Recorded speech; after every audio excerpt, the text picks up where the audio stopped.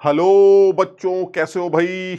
Mole concept में एक और इंपॉर्टेंट पोर्शन आता है जिसको इक्विवेलेंट कॉन्सेप्ट भी बोला जा सकता है, जिसमें एक तरह से एक रिएक्शंस की क्वांटिटेटिव एनालिसिस करने का एक और तरीका है, लेकिन एक खूबसूरत तरीका इसलिए है क्योंकि इसमें शायद आपको एक पूरी केमिकल रिएक्शन की रिक्वायरमेंट नहीं है, जिसकी वजह से बैलेंसिंग का सरदर्द भी नहीं है और साथ ही साथ पूरी केमिकल रिएक्शंस को याद करना भी जरूरी नहीं लगता। तो मुझे ऐसा लगता है कि ये एक इंपॉर्टेंट कॉन्सेप्ट है किसी भी केमिकल रिएक्शंस की क्वांटिटेटिव एनालिसिस करने का, जिसमें विदाउट रिएक्शन कुछ बातों को सीखकर या कुछ बातों को जानकर आप इस तरह के सवालों का जवाब दे सकते हैं।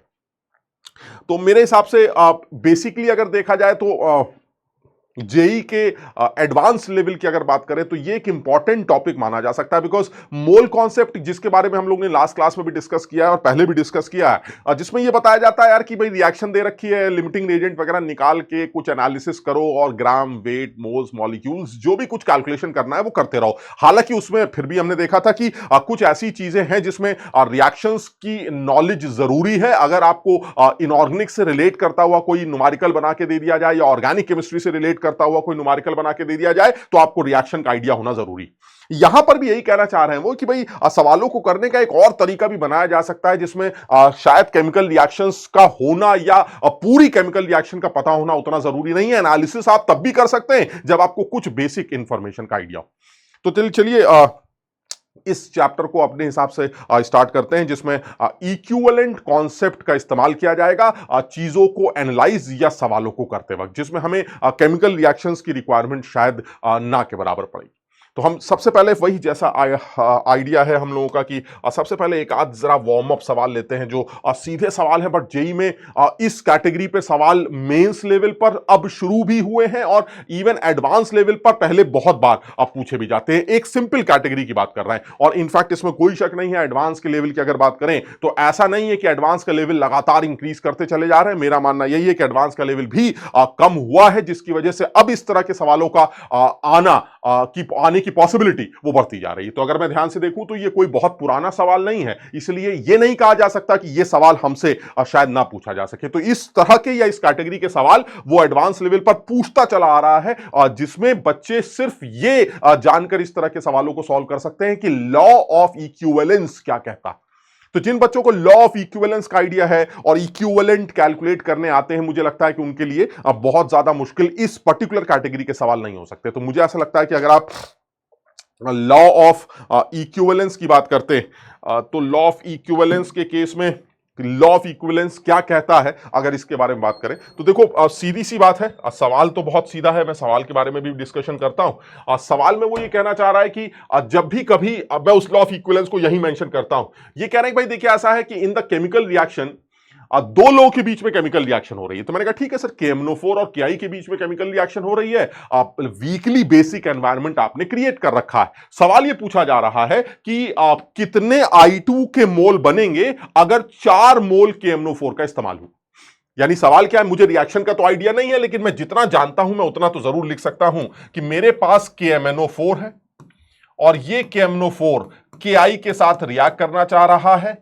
ये कह रहे हैं कि एक वीक बेसिक एनवायरनमेंट में हम ये आपके साथ हरकत करेंगे। मैंने कहा ठीक है, अब वीकली बेसिक एनवायरनमेंट या न्यूट्रल एनवायरनमेंट में KMnO4 का जो मैग्नीज है वो +7 से +4 में कन्वर्ट होता है। यानी एक चीज तो कन्वर्ट क्लियर है कि जो आपका मैग्नीज है KMnO4 का वो यहां +7 है और वो वहां +4 है। और इस बात को सब लोग ध्यान रखेंगे कि अगर आपका KMnO4 एसिडिक मीडियम में इन्वॉल्व होता है एज एन ऑक्सीडाइजिंग एजेंट, तो ऐसे में यह कंफर्म है कि वो मैग्नीज के +7 का रिडक्शन मैग्नीज के +2 ऑक्सीडेशन स्टेट में ही होगा।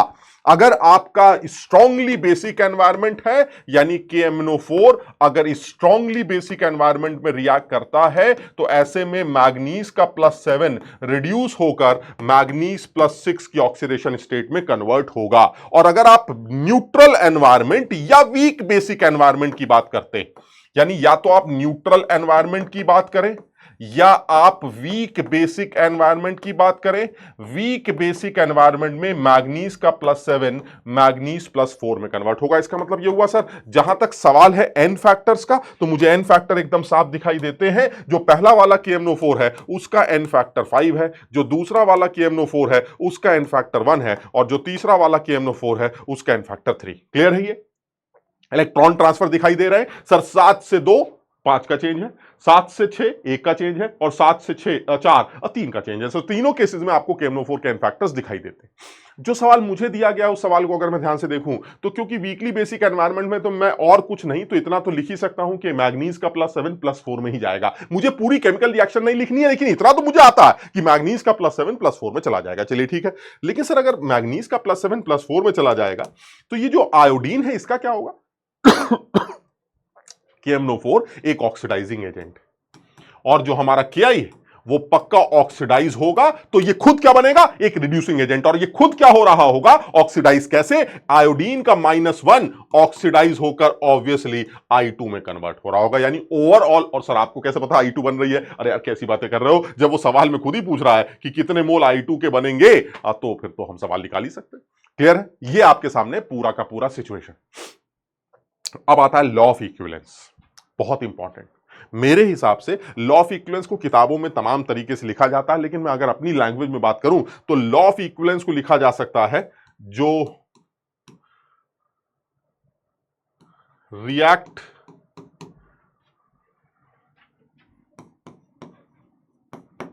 करते हैं उनके इक्विवेलेंस सेम होते हैं। ये एक सीधी लैंग्वेज में बात कर रहा हूं, यानी जो लोग आपस में रिएक्ट करेंगे उन लोगों के इक्विवेलेंट्स आपस में बराबर होंगे और वही इक्विवेलेंट्स प्रोडक्ट के बराबर होंगे। यानी कहने का मतलब ये हुआ, मैं ये नहीं कहता कि सारे रिएक्टेंट्स के इक्विवेलेंट्स आपस में बराबर होंगे। आप बस बात समझिएगा। यहां देखो दो लोग, तो जब दो लोग हैं तो लड़ेंगे ही, आप समझ रहे, वरना दूसरा आदमी क्या कर रहा है? जब दो लोगों को आपने डब्बे में डाला तो सर वो तो आपस में रिएक्ट करेंगे ही करेंगे, बात खत्म हो गई। इसका मतलब इन दोनों के इक्विवेलेंट्स आपस में बराबर होंगे ही होंगे, और वो किसके बराबर होंगे? वो इक्विवेलेंट्स होंगे MnO+4 के बराबर, और वही इक्विवेलेंट्स किसके होंगे? I2 के बराबर। ये this is law of equivalence. लेकिन सर अगर कंटेनर में 2 से ज्यादा लोग होते, मान लीजिए 3 लोग आपस में रिएक्ट कर रहे हैं, तो ऐसे में ये जरूरी नहीं है कि तीनों लोगों के इक्विवेलेंट्स आपस में बराबर हो। आप समझने की कोशिश करिएगा। क्यों सर? ऐसा भी तो हो सकता है उन तीनों लोगों में 2 एसिड है और एक बेस।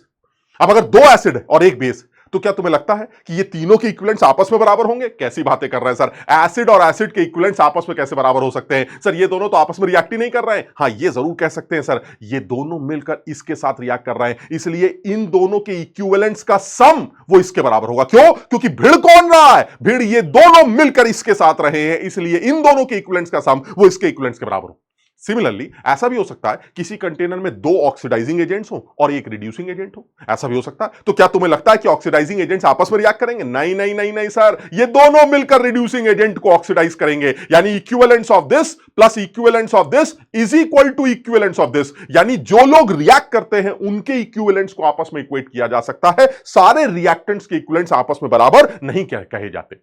जनरली हम पढ़ते वक्त या किताब में लिखते वक्त इस तरह की गलती कर देते हैं और उसमें यह लिख दिया जाता है कि किसी भी रिएक्शन में रिएक्टेंट्स के इक्विवेलेंट्स को आपस में इक्वेट किया जाता है, that is law of equivalence. This is false. Reactants के इक्विवेलेंट्स को आपस में इक्वेट सिर्फ तब किया जाएगा जब वो आपस में रिएक्ट करेंगे। हां 2 लोग हैं तो रिएक्ट ही करेंगे, ये तो क्लियर, इसमें सोचना ही नहीं। लेकिन अगर 2 से ज्यादा है तो हो सकता है कभी कभी एडवांस लेवल पर मुझे ये सोचना पड़ जाए कि अरे यार ये तो ऑक्सीडाइजिंग एजेंट है, ये भी ऑक्सीडाइजिंग एजेंट है, लेकिन तीसरा वाला आदमी मेरा रिड्यूसिंग एजेंट है। अब कहीं मैं ये गलती ना कर दूं कि दिस बराबर दिस ना, ये प्लस ये बराबर ये होना चाहिए, बिकॉज ये दोनों मिलकर उसके साथ रिएक्ट कर रहे हैं। तो जो रिएक्ट करेंगे उनके इक्विवेलेंट्स आपस में बराबर होंगे, जो आपस में रिएक्ट नहीं करते उनके इक्विवेलेंट्स को आपस में इक्वेट नहीं किया जाए। सर इतनी बातें आप क्यों कर रहे हैं सर? यहां तो 2 ही लोग हैं सर, तो इनका मतलब इन दोनों के इक्विवेलेंट्स बराबर ही होंगे। तो मेरे हिसाब से सीधी एक लाइन में इक्वेशन लिखी जा सकती है, equivalents of KMnO4 is equal to, जरा समझना, इक्विवेलेंट्स ऑफ Ki, बिल्कुल सही है sir, and they must be equal to equivalents of I2। This is law of equivalence. बहुत खूबसूरत है सर। ये बताइए KMnO4 के इक्विवेलेंट्स कितने? 4 मोल हैं KMnO4 के। मोल्स अगर पता हो और n फैक्टर आपको KMnO4 का पता हो, दिख रहा है 7 से 4 न्यूट्रल एनवायरनमेंट में या वीकली बेसिक एनवायरनमेंट में n फैक्टर कितना आता है? 3 आता है। तो मोल्स इनटू n फैक्टर, ये आ गए क्या? इक्विवेलेंट। सब लोगों को ये फॉर्मूला याद है? Equivalents is equal two moles into n factor. हां भाई साहब, इतना तो याद ही होगा। चलिए सर, इसका मतलब ये हुआ कि अगर मैं इक्विवेलेंट्स निकालना चाहता हूं KMnO4 के, तो वो ये होंगे। यही किसके बराबर होंगे सर? यही इक्विवेलेंट्स KI के बराबर होंगे। और वही किसके बराबर होंगे? वही इक्विवेलेंट्स I2 के बराबर होंगे। अब I2 के इक्विवेलेंट्स निकालने, वो कह रहा है ये बताइए I2 के कितने मोल बनेंगे? तो मैंने कहा I2 के A मोल बनेंगे। n फैक्टर बताइए I2 का कितना है, तभी तो इक्विवेलेंट्स आएंगे मोल्स इनटू n फैक्टर से। सर I2 का n फैक्टर चेक करते हैं। बहुत बढ़िया सर, अगर आप ध्यान से देखें तो सर यहां आयोडीन की ऑक्सीडेशन स्टेट 0 है सर, और यहां पर आयोडीन की ऑक्सीडेशन स्टेट -1। अगर आपको I2 का n फैक्टर निकालना चाहिए तो क्या निकालना है सर? 0 यहां है, वहां -1 है, यानी 0 और -1, 0 से -1, एक का चेंज, एक आयोडीन की वजह से। और आयोडीन कितनी है? 2। इसका मतलब I2 का n फैक्टर 2। 0 से -1, एक का चेंज, एक आयोडीन की वजह से, और कितना आयोडीन है? 2। तो 1 into 2, 2। So the n factor of I2 is 2। यानी कि A मोल अगर आपने अज्यूम किए थे और n फैक्टर इसका 2 है, तो यहां से साफ दिखाई देता है सर A की वैल्यू 6 मोल आ रही है। यानी आयोडीन के कितने मोल बनेंगे सर? आयोडीन के 6 मोल तैयार होंगे। बताओ, समझे मेरी बात को? सवाल बहुत सीधा है, बहुत बेसिक सवाल है। बहुत बार इस तरह के सवाल पूछे जाते हैं, लेकिन पूछे जाते हैं। मजे की बात यह है कि पूछे जाते हैं। तो अगर पूछे जाते हैं और सर ये बार बार आते हैं, आसान है वगैरह वगैरह, इससे मतलब नहीं सर, क्योंकि पूछे जाते हैं तो हमें आना चाहिए सर। किसी भी तरह की कोई कमी नहीं होनी चाहिए, हमें यह आना चाहिए। बात खत्म। चाहे आसान हो चाहे मुश्किल हो, पूछा जा रहा है तो आना चाहिए, बस बात खत्म। क्लियर? समझ में आ गया? बिल्कुल सीधा है, ज्यादा कोई झंझट नहीं। ठीक, चलिए सर और आगे बढ़ते हैं, नेक्स्ट सवाल पर आते हैं। ये भी एक अच्छा सवाल है, इसके बारे में भी एक बार सोच के देखते हैं।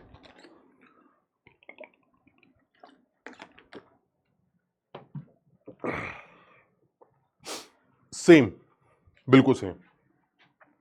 बहुत सारे बच्चे कहते हैं सर हमें एन इक्विवेलेंट्स के कॉन्सेप्ट में और टाइट्रेशन के कॉन्सेप्ट में, लॉ ऑफ इक्विवेलेंस में बड़ी परेशानी होती।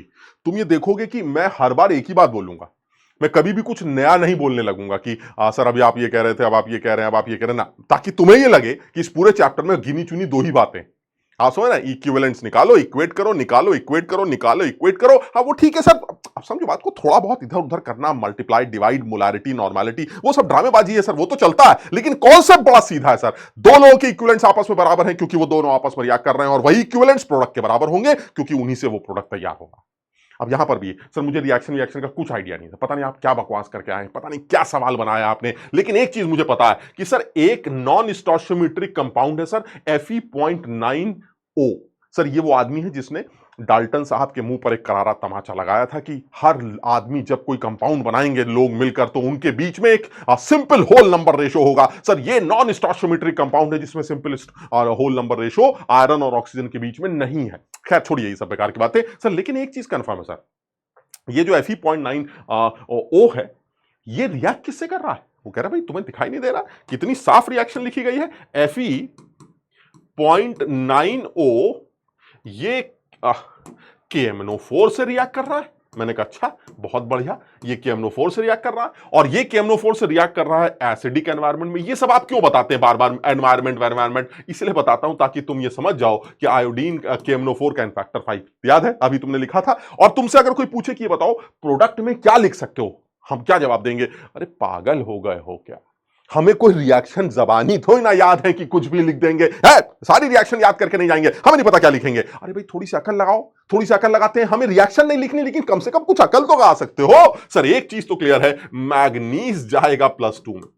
ये तुम्हें कैसे पता चल गया? अरे सर एसिडिक एनवायरनमेंट में मैग्नीज का +7 +2 में जाता, कैसे नहीं पता चला? दुनिया को पता है सर। और एक चीज और पता है सर, साहब ऑक्सीडाइजिंग एजेंट है, तो इस आदमी को पक्का ऑक्सीडाइज करेंगे, और इस आदमी को जब आप ऑक्सीडाइज करेंगे तो इस कंपाउंड के अंदर जो आयरन +2 ऑक्सीडेशन स्टेट में है वो पक्का ऑक्सीडाइज होकर Fe+2 में कन्वर्ट, Fe+3 में कन्वर्ट हो जाएगा। ये कंफर्म। मैंने कहा बस बस बस मैं समझ गया, पूरा खेल मुझे समझ में आ गया कि एक्चुअली KMnO4 कर क्या रहा है। सर KMnO4 वो इस Fe.9O के अंदर प्रेजेंट +2 को ऑक्सीडाइज करके +3 में कन्वर्ट हो रहा है। तुम्हें अगर याद हो तो, हालांकि मैं इस बारे में आज तो बात नहीं करूंगा, जब हम सॉलिड स्टेट करेंगे तो इस बारे में थोड़ा सा डिस्कशन कर सकते हैं। मैं सिर्फ इतना बताना चाह रहा हूं कि ये Fe+2 को भी रखता है और इस आदमी के अंदर Fe+3 भी होता। जब आप KMnO4 से रिएक्ट कराते हैं तो KMnO4 इस Fe+2 को, भाई ये तो ऑलरेडी +3 में, इसका तो कुछ हो नहीं सकता, लेकिन ये जो +2 है इस +2 को ऑक्सीडाइज करके वो +3 में भेज देता है। ये कहानी, कितना +2 है कितना +3 है ये निकाला जा सकता है, लेकिन मैं आज उस बारे में बात नहीं कर रहा हूं। ठीक, तुम में से कुछ लोगों को इस बात का आइडिया होगा। खैर, चार्ज बैलेंस करके आप आयरन के +2 और +3 की अमाउंट भी कैलकुलेट कर सकते हैं, उसका रेशो भी कैलकुलेट कर सकते हैं। ठीक, बहरहाल सर ये बताइए, अगर आपको पता ही नहीं कि +2 कितना है या आप नहीं निकाल रहे हैं तो आप सवाल कैसे करेंगे? अरे कर लेंगे, आप समझिए, मुझे मतलब ही नहीं है कि आयरन +2 कितना है, +3 कितना है। मैं आयरन की ऑक्सीडेशन स्टेट निकालूंगा, average oxidation state. Now you have two types of iron having two different oxidation state, so the average oxidation state क्या आएगी? सर एवरेज ऑक्सीडेशन स्टेट वही वाला मेथड जो आप हमेशा यूज करते थे। आयरन के ऑक्सीडेशन स्टेट को, एवरेज ऑक्सीडेशन स्टेट को अगर x मान लिया जाए तो -2 is equal to 0, x is equal to 20/9। बताओ मेरी बात सबके समझ में आई? आयरन की जो ऑक्सीडेशन स्टेट है, एवरेज ऑक्सीडेशन स्टेट, तुम्हें याद होगा ये जो x वाला मेथड होता है, x -2 -4 इज इक्वल टू 0, इससे x की वैल्यू आप निकाला करते थे, ये हमेशा एवरेज ऑक्सीडेशन स्टेट प्रोवाइड करता है। अगर किसी मॉलिक्यूल के अंदर किसी एक एलिमेंट का एक ही आदमी, तो सर वही एवरेज है और वही एब्सोल्यूट है। जब आदमी एक है तो क्या एवरेज, लेकिन अगर उसी तरह के एक से ज्यादा आदमी एग्जिस्ट करते हैं तो एक्स वाले मेथड से जो भी ऑक्सीडेशन स्टेट निकल के आती है वो एवरेज ऑक्सीडेशन स्टेट मानी जाती। और इसलिए कहा जाता है एवरेज ऑक्सीडेशन स्टेट तो फ्रैक्शनल हो सकती, average can be fractional, average can be fractional, average किसी का भी नहीं हो, ऐसा भी हो सकता है। एवरेज ऑक्सीडेशन स्टेट किसी की भी ना हो, यह भी तो हो सकता है। मेरी बात समझ रहे हो? भाई इस क्लास का, मान लीजिए इस क्लास में 50 लोग हैं और इस क्लास के वेट का जो एवरेज है वो 42.69 kg है, तो क्या जरूरी है कि 42.69 kg किसी ना किसी का होना चाहिए? नहीं सर, एवरेज तो कुछ भी हो सकता है ना sir, average is not absolute, average तो एवरेज वैल्यू होती है। इसी तरह से यहां पर जो ऑक्सीडेशन स्टेट निकल के आ रही है 20/9, it is average of +2 and +3, यानी कितने +2 वाले हैं कितने +3 वाले हैं उन सबको मिलाकर जो एवरेज ऑक्सीडेशन स्टेट आ रही है वो 20/9 आ रहा है। ये मोल कॉन्सेप्ट का ये जो सेकंड हिस्सा है, इक्विवेलेंट कॉन्सेप्ट, ये इतना खूबसूरत कॉन्सेप्ट है, इसमें मुझे एब्सोल्यूट ऑक्सीडेशन स्टेट की जरूरत ही नहीं होती, मुझे एवरेज ऑक्सीडेशन स्टेट के चेंज को देखकर ही आंसर निकालना होता। खेल खत्म हो गया। मैंने कहा सीखता है भाड़ में जाओ, तुम्हारे +2 कितने +3 कितने, the average oxidation state is +20/9। Clear? Average oxidation state तो +20/9। तो मैंने कहा भाई अब ये बताइए कि आंसर कैसे निकालेंगे? तो मैंने कहा तो बड़ा आसान है, दो लोग आपस में रिएक्ट कर रहे हैं, ठीक, दोनों के इक्विवेलेंट्स बराबर होंगे, तो क्या ये लिखना ठीक है? जरा समझना, equivalents of Fe.9O is equal to equivalents of KMnO4। बिल्कुल सही है सर, बिल्कुल गलत नहीं है, बिल्कुल लिख सकते हैं। और KMnO4 के इक्विवेलेंट्स मुझे पता है कैसे, आप देख रहे हैं वॉल्यूम दे रखा है, अच्छा वॉल्यूम तो मुझे निकालना है, चलिए वॉल्यूम मैं भी निकालता हूं। तो यानी बहरहाल तो KMnO4 के जो इक्विवेलेंट्स होंगे वो होंगे V मान लेते हैं वॉल्यूम, और मोलैरिटी दे रखी है 0.2 और n फैक्टर KMnO4 का 5। ये KMnO4 के इक्विवेलेंट्स होंगे। वॉल्यूम को अगर मिलीलीटर में लिया जा रहा है तो आप इसको 1000 से डिवाइड कर दीजिए। This will be the equivalents of KMnO4, जिसमें V is the volume of KMnO4 consumed. यानी अगर मैं व्हाट वॉल्यूम निकालना चाहता हूं तो let the volume is VmL। KMnO4 का वॉल्यूम VmL मान लेते हैं और मोलैरिटी दे रखी है, तो तुम्हें याद होगा, अगर मैं यहां पर फिर से लिखूं equivalents is equal to molarity into volume, कौन सा? लीटर वाला, इनटू n फैक्टर। याद है, मैं जानबूझ के ये बड़े बड़े अच्छे वाले फॉर्मूले अलग से नोट कर रहा हूं, ये लीजिए सर। यानी अगर आपको मोलैरिटी पता है, आपको वॉल्यूम पता है तो और n फैक्टर पता है तो आप उसके इक्विवेलेंट्स निकाल सकते हैं। तो सर की KMnO4 के इक्विवेलेंट्स आ गए। अच्छा सर इसमें V की वैल्यू कैसे निकालेंगे? क्योंकि मुझे Fe.9O के इक्विवेलेंट्स दे रखे हैं। कैसे? सर वेट दे रखा है, वेट से इक्विवेलेंट्स कैसे निकलेंगे? ये लीजिए sir, equivalents 26.56 divided by molecular weight.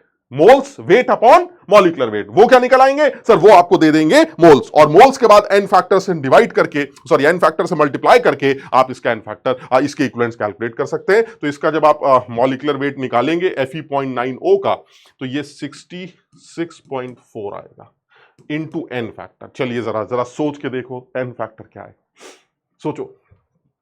Fe.90 का एन फैक्टर क्या निकल के आएगा सर? Fe.90 का एन फैक्टर मैं अलग से निकाल के देखता हूं, जरा समझना। यहां पर आयरन की ऑक्सीडेशन स्टेट कितनी है? +20/9, और यहां पर आयरन की ऑक्सीडेशन स्टेट कितनी है? +3। आ गया एन फैक्टर। सर यहां 20/9 है और यहां 3 है, तो कितने का चेंज है सर? चेंज है 3 - 20/9 का, यानी चेंज कितने का है? 3 - 20/9। कितना चेंज आया ये आया 7/9। सर ये 7/9 का चेंज आ रहा है, कितने की वजह से? 7/9 का जो चेंज आ रहा है वो कितने आयरन की वजह से आ रहा है? सर ये एक आयरन की वजह से आ रहा है, आप समझिए। है कितने आयरन? सर आयरन तो 0.9, आयरन तो 0.9, तो अगर आयरन आपके 0.9 है तो इसका मतलब एन फैक्टर कितना आ जाएगा? एन फैक्टर आ जाएगा 7/9 इंटू 0.9 एंड दिस इज 0.7, यानी एन फैक्टर क्या निकल के आना चाहिए? एन फैक्टर 0.7 निकल के आना चाहिए। समझो,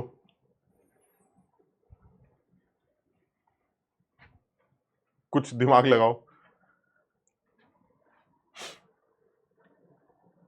कुछ गड़बड़ है? देखिए इतना समझ में आ रहा है सर, दो लोग आपस में रिएक्ट कर रहे हैं तो दोनों के इक्विवेलेंट्स को आपस में बराबर करना है, मुझे इतना ही समझ में आ रहा है। चलिए ठीक है सर, अब ये बताइए KMnO4 के इक्विवेलेंट्स कैसे निकाले? KMnO4 के equivalents sir molarity into volume into N factor से आ जाएंगे, और इसके जो इक्विवेलेंट्स है वो कैसे निकाले sir? Weight upon molecular weight into N factor. Weight कितना है? 26.56 अपॉन मॉलिक्यूलर वेट कितना है? 66.4, आयरन का 56 होता, 66.4 इनटू एन फैक्टर। अब इस आदमी का जो एन फैक्टर वो पता होना चाहिए, तो इस आदमी का अगर एन फैक्टर पता चल जाएगा तो काम चल जाएगा। तो एन फैक्टर बताइए कैसे निकलेगा सर? यहां 20/9 ऑक्सीडेशन स्टेट आयरन की 20/9, और वहां पर कितनी है? वहां पर 3, तो चेंज कितने का आएगा? 3 - 20/9, और 3 - 20/9 आप जब करेंगे तो इट विल बी 7/9। बात समझ लो, देख लो, 3 - 9 थे 27, 27 7/9, ये 7, यानी कितने का चेंज आ रहा है? 7/9 का। कितने आयरन की वजह से? एक आयरन की वजह से, और आयरन है कितने?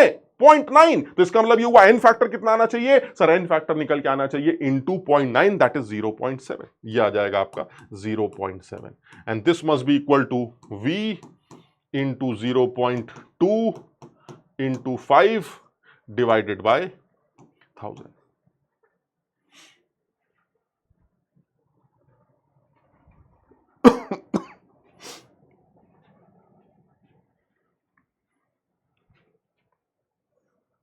कुछ समझे?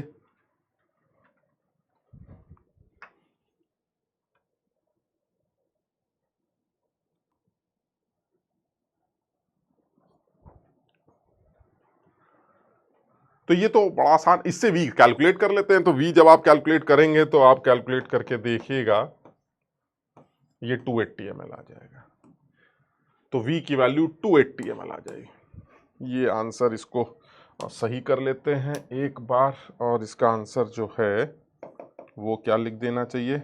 इसका आंसर हो जाना चाहिए हमारा A, तो इसका आंसर A लिख लेते हैं। क्लियर? बड़ा आसान, यानी इस बार भी कुछ नया नहीं किया मैंने। मतलब आप ये मत सोचिएगा कुछ नया है, नया नहीं, सब वही।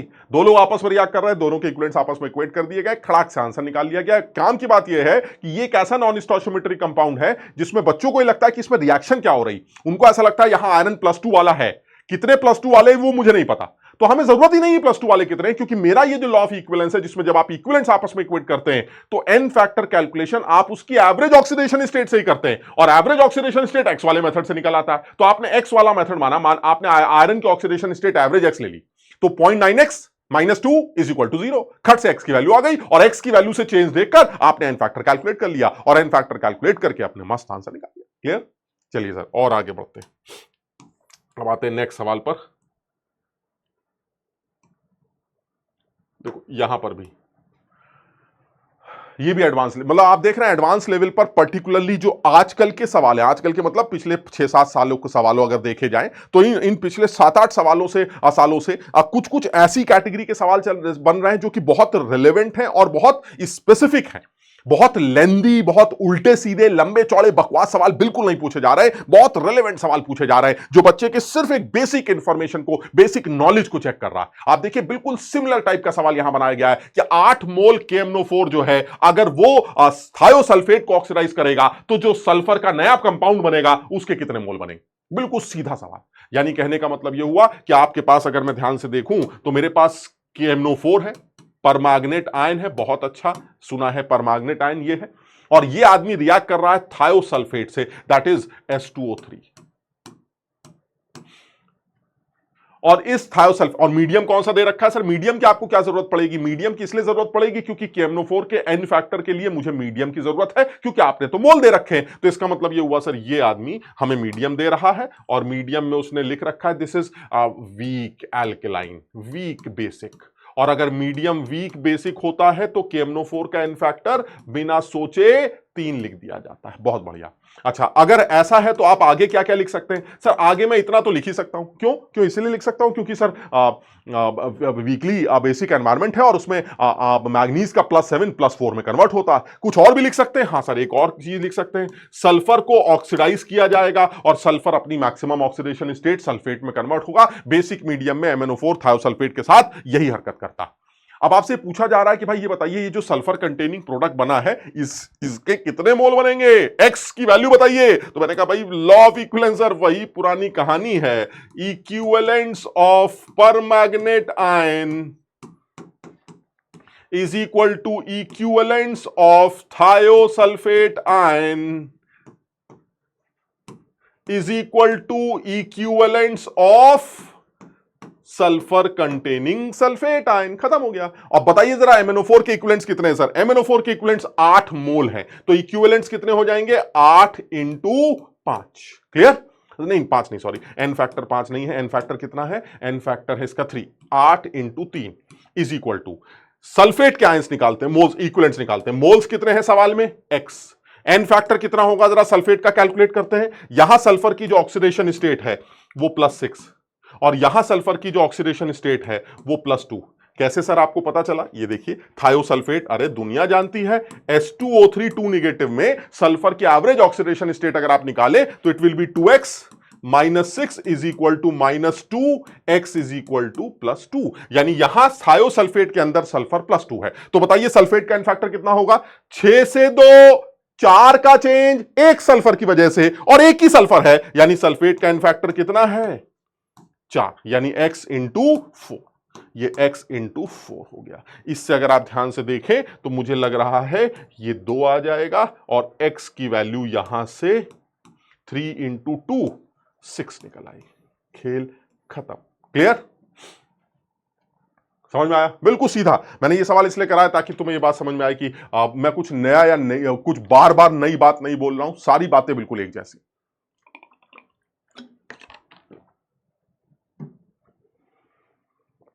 क्लियर? चलिए सर, एक स्टेप और आगे बढ़ते हैं।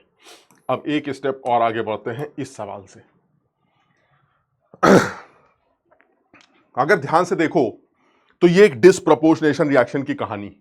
क्या कहानी है? ये कह रहे देखिए ऐसा भाई साहब, मैं ज्यादा कुछ नहीं बताऊंगा, मैं इतना लिख सकता हूं आपके सामने कि जो Br2 है वो बेसिक एनवायरनमेंट में Br- और एक क्या लिखें आप, एक और प्रोडक्ट बनता है, मान लीजिए X, एक X बनता है। यानी यहां पर, बल्कि ऐसे लिख देते हैं, X भी क्यों लिख रहा हूं मैं, अब मैं इतना पढ़ा लिखा हूं कि क्योंकि ये डिस्प्रपोर्शनेशन रिएक्शन है तो ब्रोमीन का एक हिस्सा, ये 0 है, ब्रोमीन का एक हिस्सा तो रिड्यूस हो रहा है, तो ब्रोमीन का एक हिस्सा ऑक्सीडाइज होगा, मान लीजिए +X ले लेते हैं।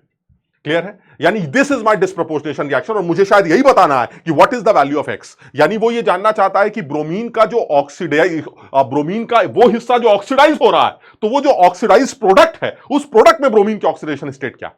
Disproportionation reaction.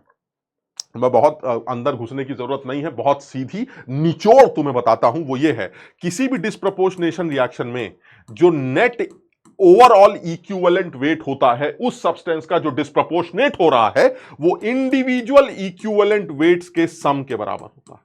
आप समझिए, यानी अगर आपसे कहा जाए कि ब्रोमीन रिड्यूस भी कर रहा है, हां, ब्रोमीन ऑक्सीडाइज भी कर रहा है, हां, तो ब्रोमीन का जो नेट इक्विवेलेंट वेट होगा वो उसके इंडिविजुअल इक्विवेलेंट वेट्स के सम के बराबर होगा। दिस इज सिंपल कॉन्सेप्ट जो कि ब्रोमीन डिस्प्रपोर्शनेशन रिएक्शन में इस्तेमाल किया जाता है।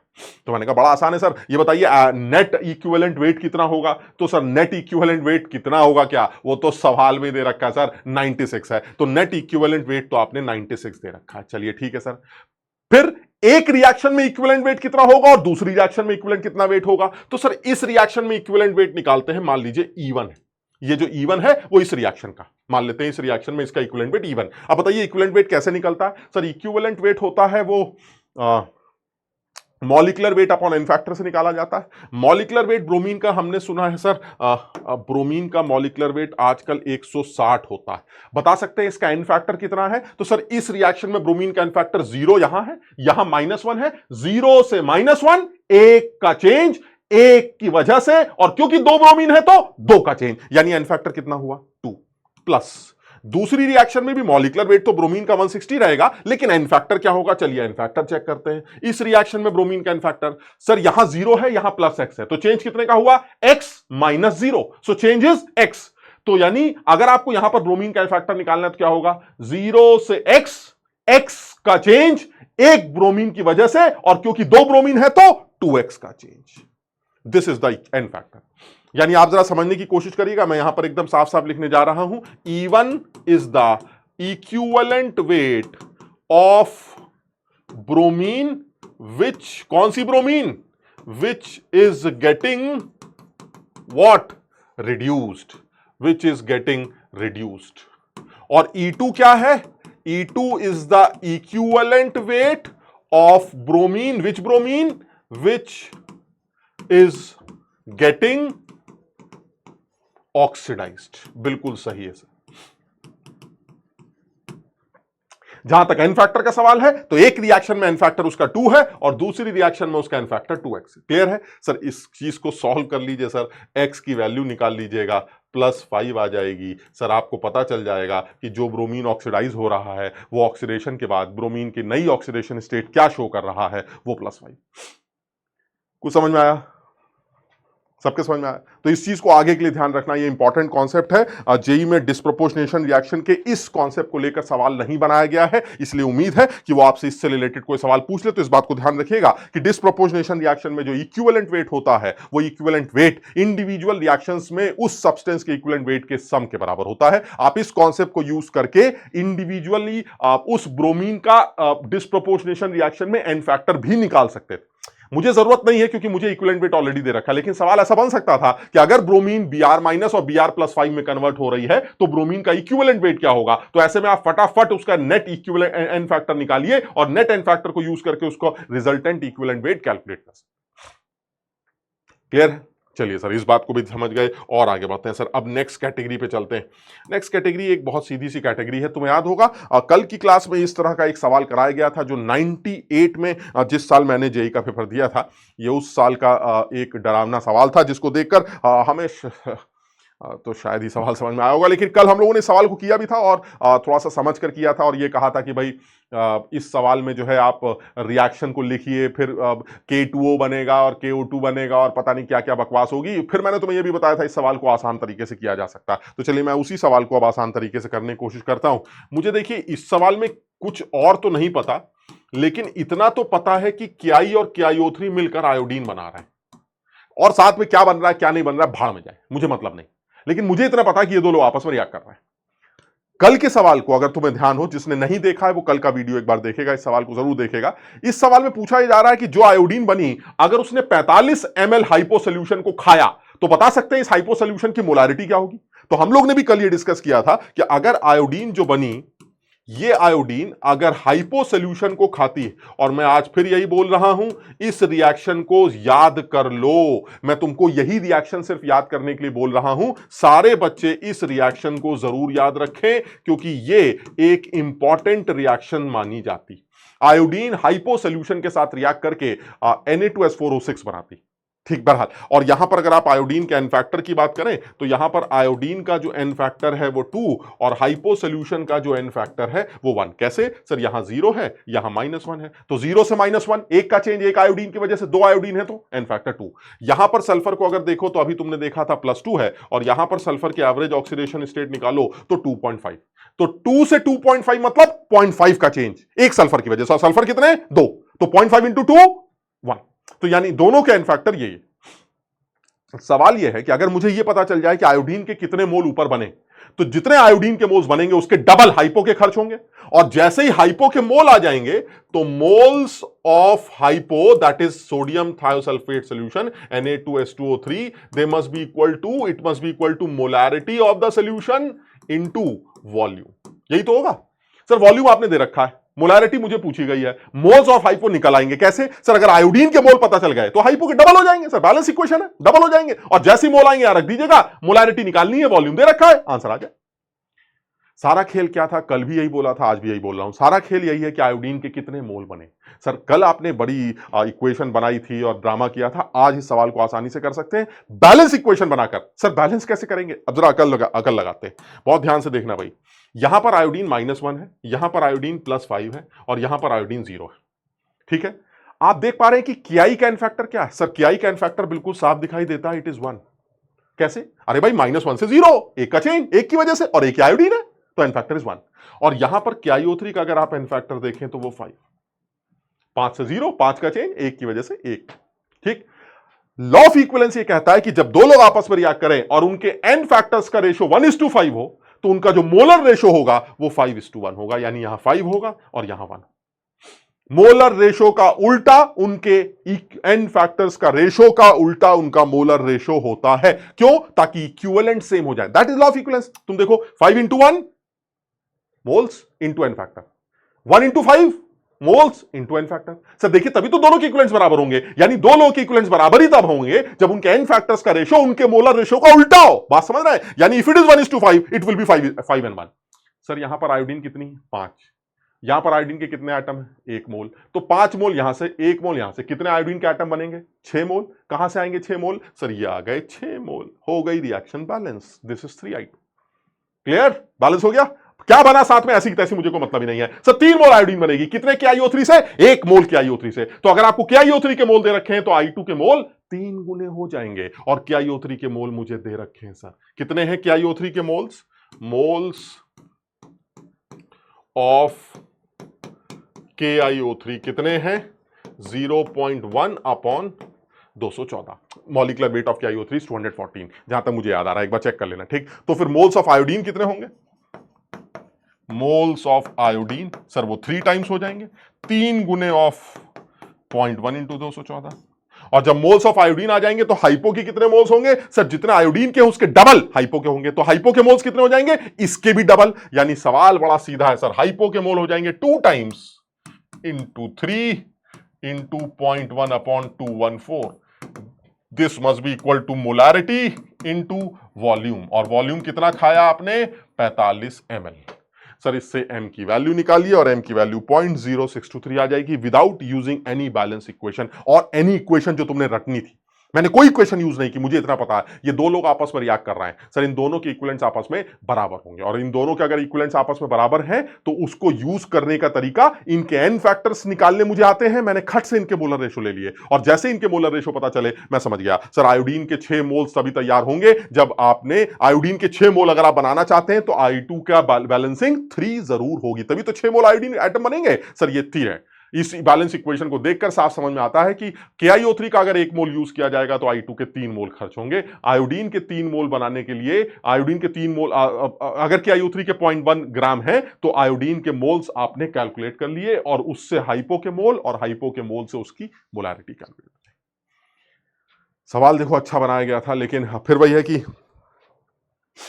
आप किसी भी फॉर्म में यूज किया जा सकता है, तो आप इस सवाल को ध्यान रखिएगा। मुझे ये सवाल इसलिए बहुत ज्यादा दिल के करीब है क्योंकि एक तो मेरे एग्जाम में आया था, तो मुझे तब तो खैर पता नहीं क्या समझ में आया होगा, और दूसरा इसलिए भी क्योंकि मुझे इस सवाल में एक अच्छी बात ये लगती है कि लॉ ऑफ इक्विवेलेंस का बड़ा साफ यूज किया जा रहा है। इस तरह का एक आध सवाल जेई ने और भी बनाया है जिसमें लॉ ऑफ इक्विवेलेंस का बहुत साफ इस्तेमाल, हमने सारे सवाल देखे जो लॉ ऑफ इक्विवेलेंस का इस्तेमाल कर रहे हैं। इस सवाल में लॉ ऑफ इक्विवेलेंस का एक और तरीका भी बताया गया कि जब दो लोग आपस में रिएक्ट करें तो उनके एन फैक्टर्स का रेशो उनके मोलर रेशो का उल्टा, यानी उनका मोलर रेशो उनके एन फैक्टर्स के रेशो का उल्टा होता है, ताकि आप रिएक्शंस को बैलेंस कर सके, आपको रिएक्शन बैलेंस करती हुई नजर आई।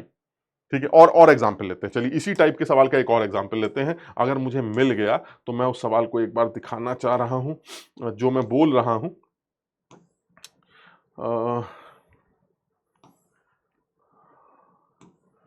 और नहीं तो आगे दिखेगा।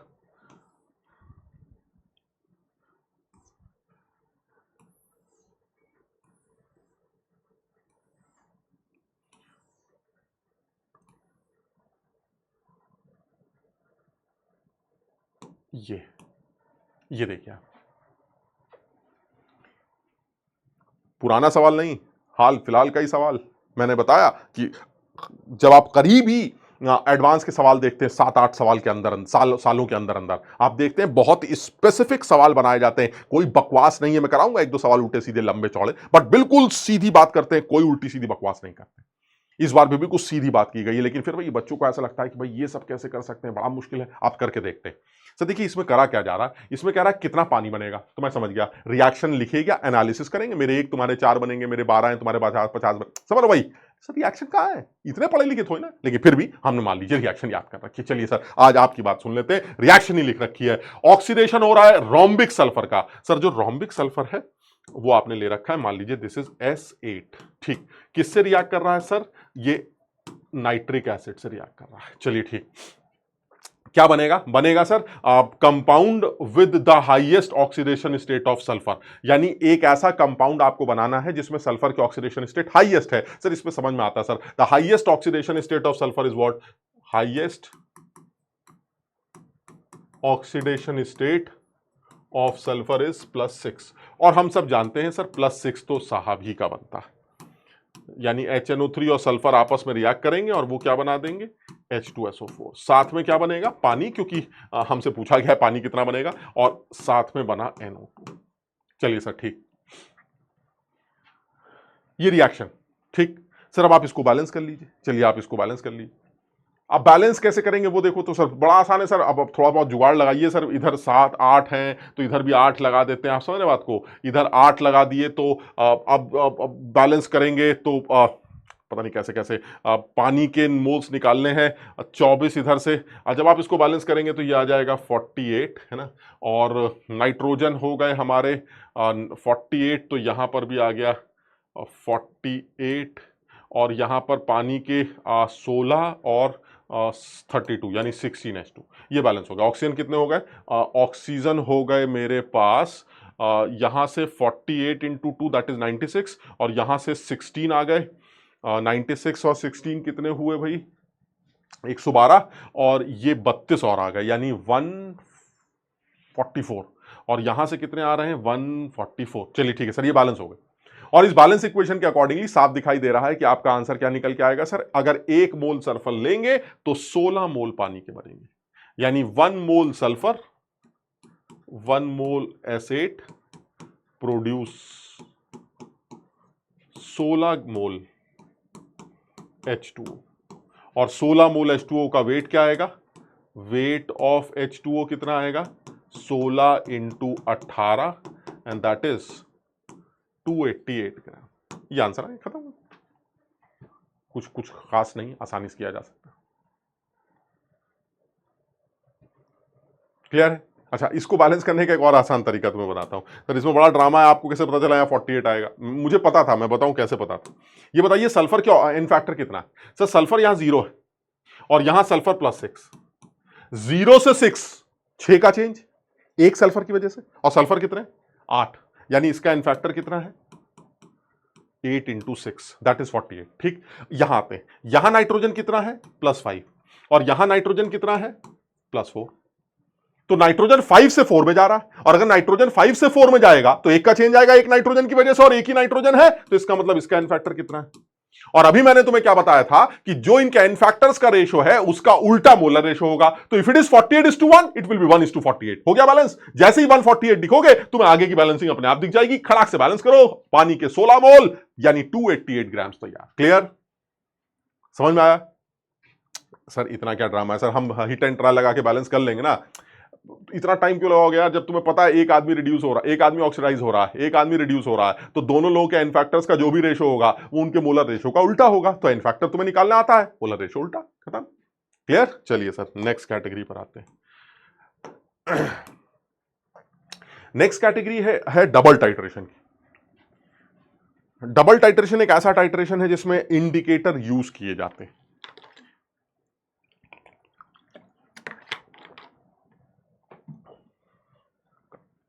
और ये double titration generally alkaline mixture के कॉम्पोजिशन को निकालने में इस्तेमाल किया जाता है।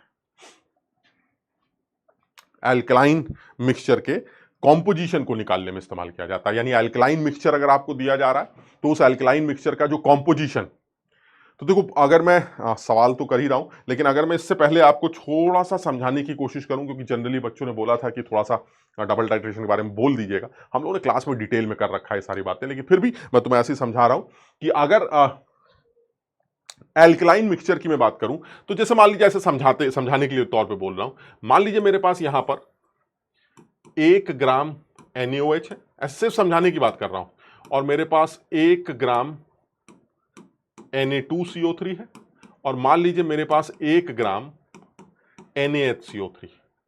अगर मैं इस मिक्सचर का टाइट्रेशन करूं या इसकी रिएक्शन कराऊं HCl के साथ, मान लीजिए 1 नॉर्मल HCl के साथ, तो आपको थ्योरेटिकली आपको क्या लगता है, शुरुआत कैसा लगता है, सबसे पहले क्या होगा, आपको क्या लगता है? सबसे पहले जब आप HCl की एक बूंद अंदर डालेंगे तो उस HCl को सबसे पहले पकड़ेगा स्ट्रॉन्गेस्ट बेस। तो इन तीनों में अगर मैं बेसिक स्ट्रेंथ के ऑर्डर की बात करूं तो स्ट्रेंथ ऑफ बेस की अगर मैं बात करूं तो सबसे ज्यादा स्ट्रेंथ किसकी है? सबसे ज्यादा स्ट्रेंथ NaOH की। फिर किसकी है? फिर है Na2CO3 की, और फिर किसकी है? NaHCO3 की। सर ये सिचुएशन, यानी सबसे ज्यादा बेसिक कौन है? NaOH। तो जैसे आप HCl को ऊपर से टपकाएंगे, सबसे पहले HCl को कौन खाएगा? सबसे पहले HCl को NaOH खाएगा। कब तक खाएगा? तब तक खाएगा जब तक NaOH पूरा का पूरा खत्म नहीं हो जाता। इसका मतलब ये हुआ, सबसे पहली इक्वेशन क्या चल रही है? सबसे पहली इक्वेशन चल रही है NaOH जो है वो एसिड से रिएक्ट कर रहा है और NaCl बना रहा है। ये हमारी पहली रिएक्शन। मान लीजिए रिएक्शन होती गई। अब आप तो बाहर खड़े हुए हैं ना, आप तो बाहर खड़े होकर देख रहे हैं कि अंदर क्या हो रहा है। आपने नॉब ऑन कर दी, वो अंदर टप टप टप टप टप टप गिरता जा रहा है और NaOH खत्म होता जा रहा है। क्या आपको दिखाई दे रहा है? नहीं सर, हम अंदर थोड़ी ना बैठे हैं, हम तो बाहर खड़े हुए, हमें क्या पता अंदर कौन हो रहा है। बस ये कि मेरा दिमाग ये कहता है कि भाई NaOH लग रहा है रिएक्ट कर रहा होगा।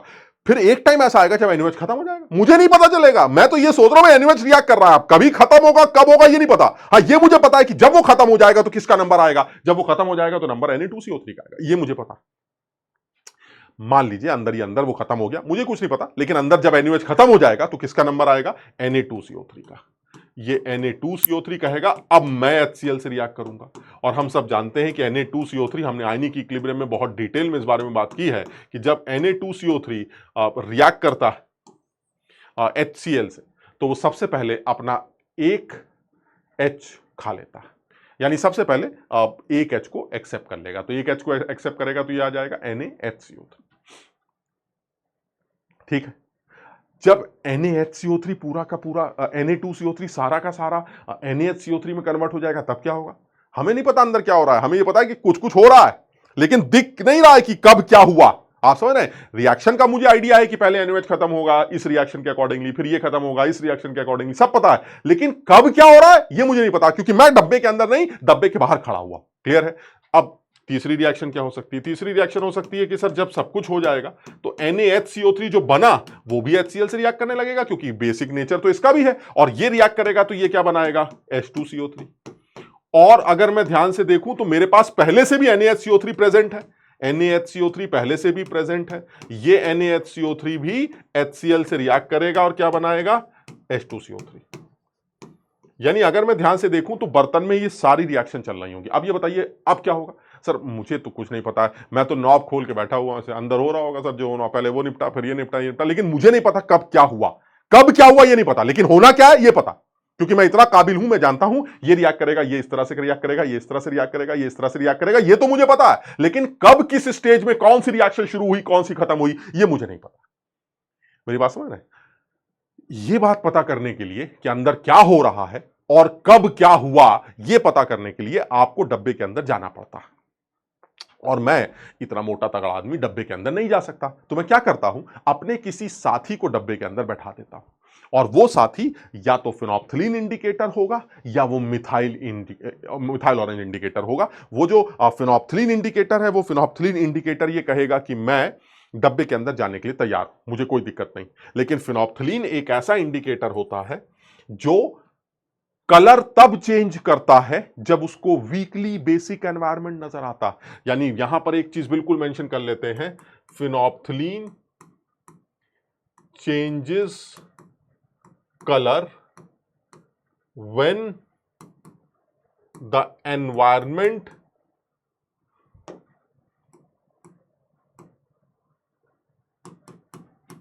Is weekly basic.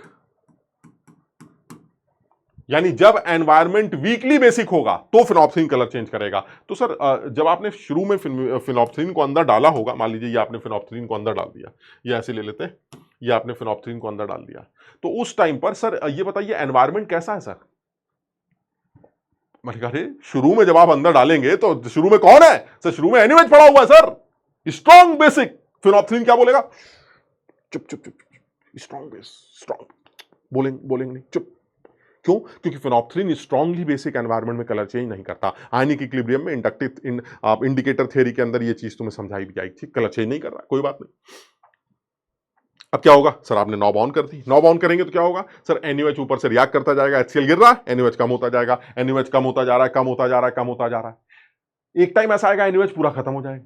जब NaOH पूरा खत्म हो जाएगा तो बर्तन में कौन होगा? उस टाइम पर बर्तन में सिर्फ Na2CO3 होगा एंड NaSCO3 होगा। लेकिन सर Na2CO3 भी सफिशिएंटली स्ट्रांगली बेस, अभी भी फिनोप्थिलीन चुप रहेगा सर। फिनोप्थिलीन कहेगा नहीं नहीं नहीं, अभी Na2CO3 पड़ा हुआ है, मैं नहीं बोलूंगा। अब क्या होगा सर? अब सेकंड रिएक्शन स्टार्ट हो जाएगी। ये रिएक्शन कंप्लीट हो गई, अब सेकंड रिएक्शन स्टार्ट हो जाएगी। अब ये आदमी रिएक्ट करता जाएगा और क्या बनाता चला जाएगा? NaSCO3।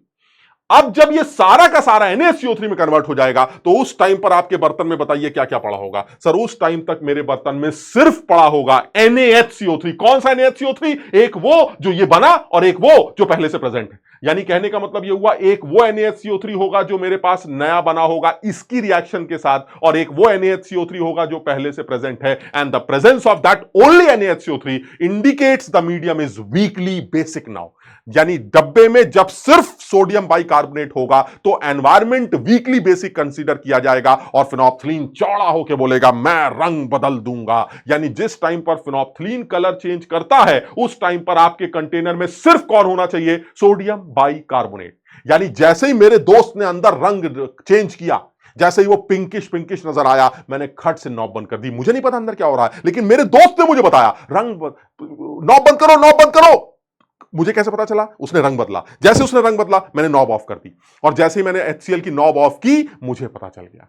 मेरे दोस्त ने आवाज लगाई है, इसका मतलब माहौल पक्का वीकली बेसिक हो चुका है। इसका मतलब बर्तन में पक्का कौन कौन बचा हुआ है? बर्तन में सिर्फ सोडियम बाइकार्बोनेट बचा है। कौन सा सोडियम बाइकार्बोनेट? एक वो जो नया बना था और एक वो जो पहले से प्रेजेंट। यानी जिस टाइम पर फिनोप्थिलीन कलर चेंज करता है उस टाइम तक जितना भी HCl खर्च होता है वो किसके साथ रिएक्ट करता है सर? एक तो वो NaOH के साथ रिएक्ट करता है और एक वो Na2CO3 के साथ रिएक्ट करता है। यानी फिनोप्थिलीन के केस में अगर आपको इक्वेशन लिखनी है तो आप कौन सी इक्वेशन याद करके जाते हैं? मिली इक्वल या इक्विवेलेंट, जो भी आप बोलना चाहें, मिली इक्विवेलेंट्स ऑफ एसिड, जो भी आपने यूज किया, किसके बराबर होने चाहिए? इस एसिड के मिली इक्विवेलेंट। सर ये एसिड यहां भी रिएक्ट कर रहा है, इससे भी रिएक्ट कर रहा है, यानी they must be equal to milli equivalents of NaOH plus milli equivalents of Na2CO3। और Na2 सारे किताबों में उल्टा सीधा लिखा जाता है। Na2CO3 का इनफैक्टर सर यहां पर 1 होगा और NaOH का इनफैक्टर तो 1 होता ही। 1 क्यों होगा? क्योंकि सर ये एक H खा रहा है, देख रहे हैं आप, ये Na2CO3 कौन है सर? ये बेस है।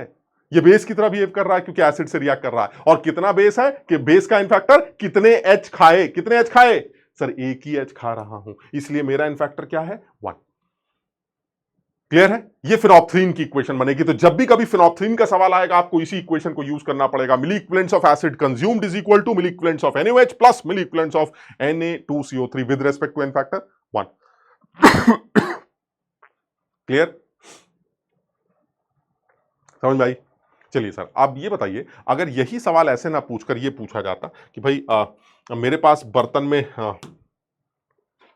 जैसे कि अभी बात हुई थी हमारी, बर्तन में ये 3 लोग पड़े हुए, लेकिन मेरा जो दोस्त है इस बार वो कुछ और, मान लीजिए ये NaOH, बर्तन में ये भी पड़ा है, बर्तन में मान लीजिए ये भी पड़ा है, और मैंने ऊपर से HCl डाल दिया इसे।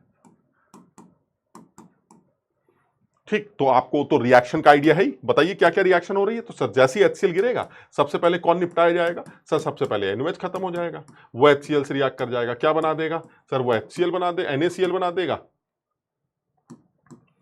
और H2O बना देगा। फिर किसका नंबर आएगा सर? फिर Na2CO3 का नंबर आएगा। वो किससे रिएक्ट करेगा? वो HCl से रिएक्ट करेगा। वो क्या करेगा सर? वो NaHCO3 बना देगा और NaCl अलग हो जाएगा। फिर क्या होगा सर? ये जो NaHCO3 बनाया है आपने, वो भी HCl से रिएक्ट करेगा और वो H2CO3 बना देगा, और साथ में जो NaHCO3 पहले से प्रेजेंट है सर वो भी रिएक्ट करेगा HCl से। सब कुछ कंप्लीट हो जाएगा और बर्तन इस तरह से रिएक्शन, सारी रिएक्शन कंप्लीट हो जाएगी। सर ये चल रहा, क्लियर? हाँ बिल्कुल सही सर, अभी आपने बताया। अब अगर सोचिए मेरे बर्तन में मेरा एक दूसरा दोस्त पड़ा हो, और इस बार दूसरे दोस्त का नाम रख देते हैं methyl orange. Now this is methyl orange. ये मेरा दूसरा दोस्त है मिथाइल ऑरेंज। ये क्या कहता है? ये कह रहा है मैं भी तुम्हारा दोस्त हूं, बर्तन के अंदर तुम नहीं गिर सकते, मैं तुम्हें बताऊंगा नॉब कब बंद करनी, और जिस टाइम पर तुम नॉब बंद करोगे तुम्हें पता चल जाएगा क्या क्या हुआ। मैंने कहा कैसे? कह रहा है मैं वो आदमी हूं जो रंग बदलता है वीकली एसिडिक एनवायरनमेंट में, यानी मिथाइल ऑरेंज चेंजेस कलर इन वीकली एसिडिक एनवायरनमेंट। ये मिथाइल ऑरेंज की कैरेक्टरिस्टिक, वीकली एसिडिक एनवायरनमेंट में वो कलर चेंज करता है भाई साहब। तो मैंने कहा ठीक है, वीकली एसिडिक एनवायरनमेंट में कलर चेंज कर देना, मुझे क्या दिक्कत है। Where is weakly acidic environment? जिस टाइम पर तुमने इसको शुरू में डाला था उस टाइम पर एनवायरनमेंट कैसा था? सर NaOH पड़ा, स्ट्रॉन्ग बेस। बिल्कुल नहीं बोलेंगे, वीकली एसिडिक एनवायरनमेंट नहीं है सर, स्ट्रॉन्ग बेस है सर। HCl नीचे गिरता जाएगा, पहली रिएक्शन कंप्लीट हो जाएगी। अब बन गया वीकली एसिडिक। कैसी बातें कर रहे हैं सर, अभी Na2CO3 पड़ा हुआ है, निपटाओ इसको, बन गया वीकली बेसिक। कैसी बातें कर रहा है, वीकली एसिडिक नहीं सर, अभी तो NaHCO3 बना है, this is weekly basic environment sir, इसको भी निपटा दीजिए। अब बन गया? नहीं सर, अभी भी पड़ा हुआ है, इसको भी निपटा दीजिए। अब आपके बर्तन में कौन है सर? अब मेरे बर्तन में सिर्फ ये पड़ा है sir, H2CO3, and H2CO3 is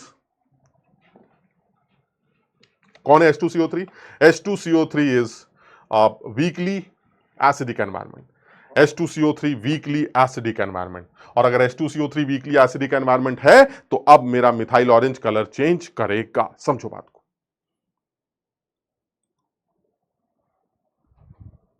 समझे बात को?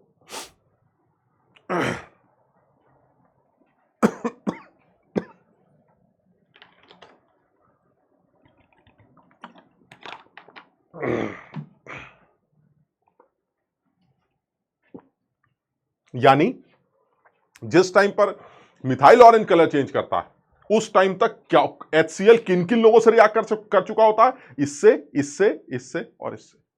यानी तब कौन सी इक्वेशन यूज करनी चाहिए? उस टाइम पर इक्वेशन यूज करनी चाहिए milli equivalents of HCl consumed is equal to milli equivalents of NaOH खत्म plus milli equivalents of Na2CO3 खत्म with respect to n factor 1। देख रहे हो ना, इसका एन फैक्टर 1, इसका भी एन फैक्टर 1, इसका भी एन फैक्टर 1, क्योंकि ये एक H खा रहा है। देखो, एक पहले से, एक और खा लिया तो 2 हो गए ना, तो plus milli equivalents of NaHCO3। कौन सा? वो वाला जो बना है, formed, plus milli equivalents of NaHCO3। कौन सा? जो ऑलरेडी प्रेजेंट था।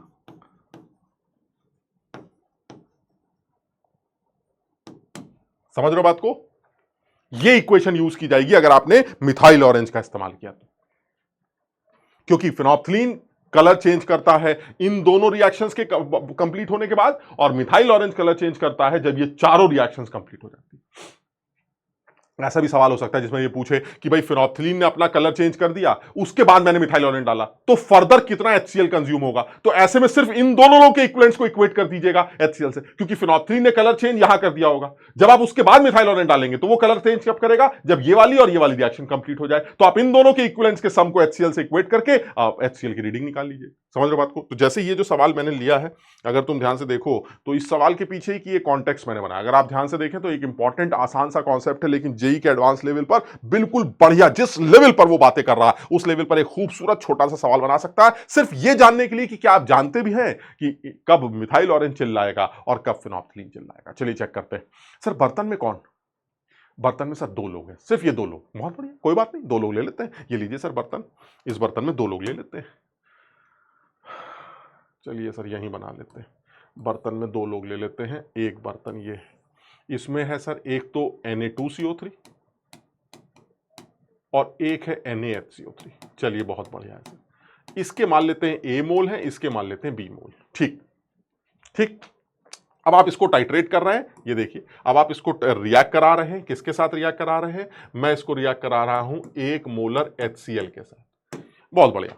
अब आप ये बताइए फिनोप्थलीन कलर कब चेंज करेगा? सर फिनोप्थलीन कलर तब चेंज करेगा जब एनवायरमेंट वीकली बेसिक होगा। रिएक्शन क्या क्या हो रही है जरा बताइए। सर रिएक्शन बड़ी क्लियर है सर, सारी दुनिया जानती है। सबसे पहले Na2CO3 रिएक्ट करेगा, अब तो कोई और है ही नहीं। Na2CO3 रिएक्ट करेगा किससे? HCl से। क्या बनाएगा? NaHCO3 बनाएगा। फिर क्या होगा? सर ये जो NaHCO3 बना है ये फर्दर HCl से रिएक्ट करेगा, ये क्या बनाएगा? H2CO3। और सर जो पहले से NaHCO3 है वो भी रिएक्ट करेगा भाई साहब। हाँ फाइनली ये भी होगा, और ये भी क्या बनाएगा? H2CO3। बहुत अच्छा सर। अब आप ये बताइए जिस टाइम पर फिनोप्थलीन कलर चेंज करेगा उस टाइम पर रीडिंग क्या आएगी? किसकी वजह से फिनोप्थलीन, अब किसकी वजह से HCl कंज्यूम हुआ जो फिनोप्थलीन कलर चेंज करेगा? Sir phenolphthalein weekly basic environment में कलर चेंज करता है, और वीकली बेसिक एनवायरनमेंट तब क्रिएट होता है जब बर्तन में सिर्फ NaHCO3। बताइए बर्तन में सिर्फ NaHCO3 कब हो? सर जब आपकी ये पहली रिएक्शन कंप्लीट हो जाएगी, क्योंकि जब ये पहली रिएक्शन कंप्लीट हो जाएगी तो एक तो ये NaHCO3 होगा जो बना हुआ है ये वाला, और एक पहले से प्रेजेंट Na2CO3 खत्म हो जाएगा। क्लियर? इसका मतलब ये हुआ HCl की जितने भी इक्विवेलेंट्स कंज्यूम होंगे they must be equal to the equivalents of Na2CO3। याद है? चलिए सर, यानी मिली इक्विवेलेंट्स ऑफ HCl कितने कंज्यूम होंगे? सर V1 लीटर कंज्यूम हुआ, देख रहे हैं ना, V1 लीटर, और मोलैरिटी कितनी है? 1। तो 1 इंटू V1। एन फैक्टर तो 1 ही होगा ना, HCl है तो एन फैक्टर तो 1 ही है, into 1। This must be equal to milli equivalents of Na2CO3 with respect to n factor 1। Moles कितने Na2CO3 के? A। N factor 1। सर ये मेरी पहली इक्वेशन है, इससे मुझे पता चल गया A की जो वैल्यू है,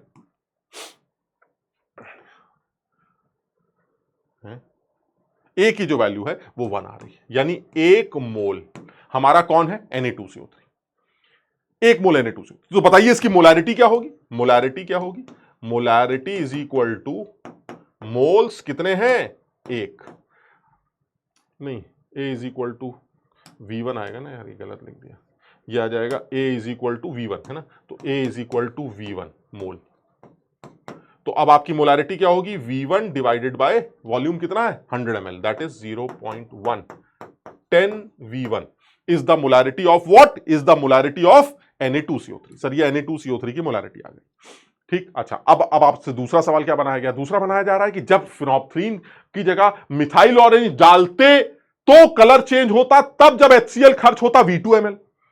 तब क्यों HCl खर्च होगा? बताइए कब वो मिथाइल ऑरेंज कलर चेंज करेगा? मिथाइल ऑरेंज कलर चेंज कब करता है? जब बर्तन में सिर्फ क्या पड़ा हो? वीकली एसिडिक एनवायरनमेंट, यानी सब कुछ खत्म हो जाए और सिर्फ कौन पड़ा हो? H2CO3।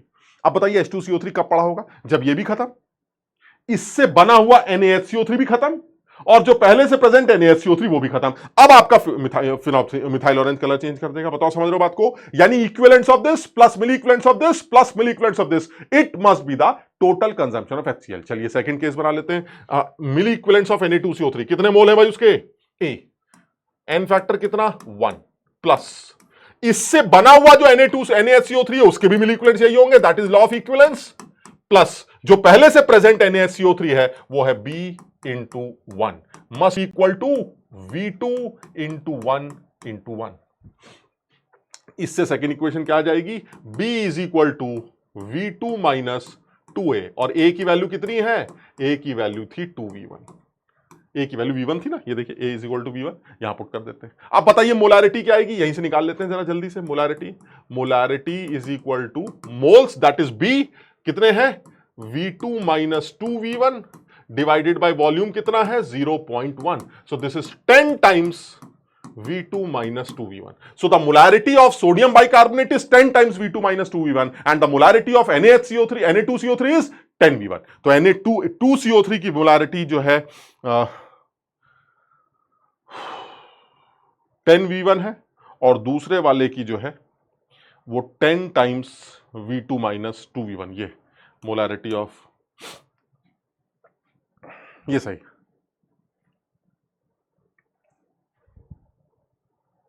समझ में आया? एक बात सही से समझना, देखो ये वो क्लासेस तो नहीं हो रही हैं जो बहुत रुक रुक कर ध्यान से बार बार समझाया जाए, लेकिन ये कि एक बहुत सिर्फ सवाल को देखकर और बताकर तुम्हें सिर्फ ये बताना चाह रहा हूं कि इस वीडियो को अगर बार बार देखोगे तो तुम्हें समझ में आ जाएगा कि जिस लेवल पर वो सवाल बनाना चाह रहा है उस लेवल पर सवाल का आंसर दिया जा सकता है। सिर्फ इतना बात समझ के कि फिनोप्थलीन की प्रेजेंस जब होती है तो कलर चेंज वो तब करती है जब एनवायरमेंट वीकली बेसिक हो, यानी जब बर्तन में सिर्फ NaHCO3 दिखाई दे रहा हो तो आप समझ जाइएगा वो कलर चेंज करे। और मिथाइल ऑरेंज कलर तब चेंज करता है जब एनवायरमेंट वीकली एसिडिक हो, यानी जब बर्तन में सिर्फ जब बर्तन में सिर्फ H2CO3 which is a weak acid, जब सिर्फ H2CO3 प्रेजेंट हो तब वो कलर चेंज करेगा। यानी सब कुछ रिएक्ट होता जाएगा और जब सिर्फ H2CO3 प्रेजेंट होगा तो वो कलर चेंज कर लेगा। तो जैसे ही वो कलर चेंज करेगा आप नॉब बंद कर दीजिएगा। जैसे आप नॉब बंद करेंगे आपको क्या पता चल जाएगा कि सब खत्म हो चुका है, सिर्फ H2CO3 बचा हुआ। और सब खत्म हो चुका मतलब इसका भी कंजम्पशन हो चुका है, इसका भी कंजम्पशन हो चुका है, इसका भी कंजम्पशन हो चुका है, यानी मेरा जो भी HCl खर्च हो रहा है वो इन तीनों के इक्विवेलेंट्स के सम के बराबर होगा। इसके इक्विवेलेंट्स हमें पता है, इसके इक्विवेलेंट्स ऊपर वाले के इक्विवेलेंट्स के बराबर होंगे क्योंकि वो उसी से बना है। लॉ ऑफ इक्विवेलेंस क्या कहता है? जितने मेरे उतने आपके। और ये वाले वो इक्विवेलेंट्स होंगे जो आपने नए ले रखे हैं, बी मोल, यानी इन दोनों के इक्विवेलेंट्स तो ए से निकल आएंगे और इस नीचे वाले के इक्विवेलेंट्स बी से निकल आएंगे। तो a into n factor 1 plus a into n factor 1 plus b into n factor 1 is equal to molarity into volume into n factor. The equivalents of HCl is equal to equivalents of this तीनों। इससे आप V1 V2 को use कर सकते हैं। Clear? समझ में आया? चलिए सर आगे बढ़ते हैं।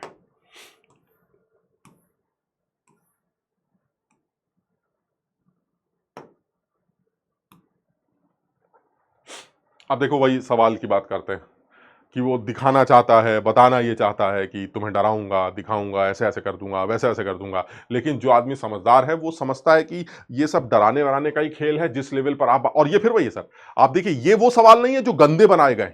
मैं एक आध गंदे सवाल भी दिखा दूंगा जिसमें अननेसेसरी की खिचड़ीबाजी होगी, आसान वो भी होंगे, लेकिन मैं सिर्फ तुम्हें ये बताना चाह रहा हूं कि ये सब नए सवालों की में आ रहे हैं।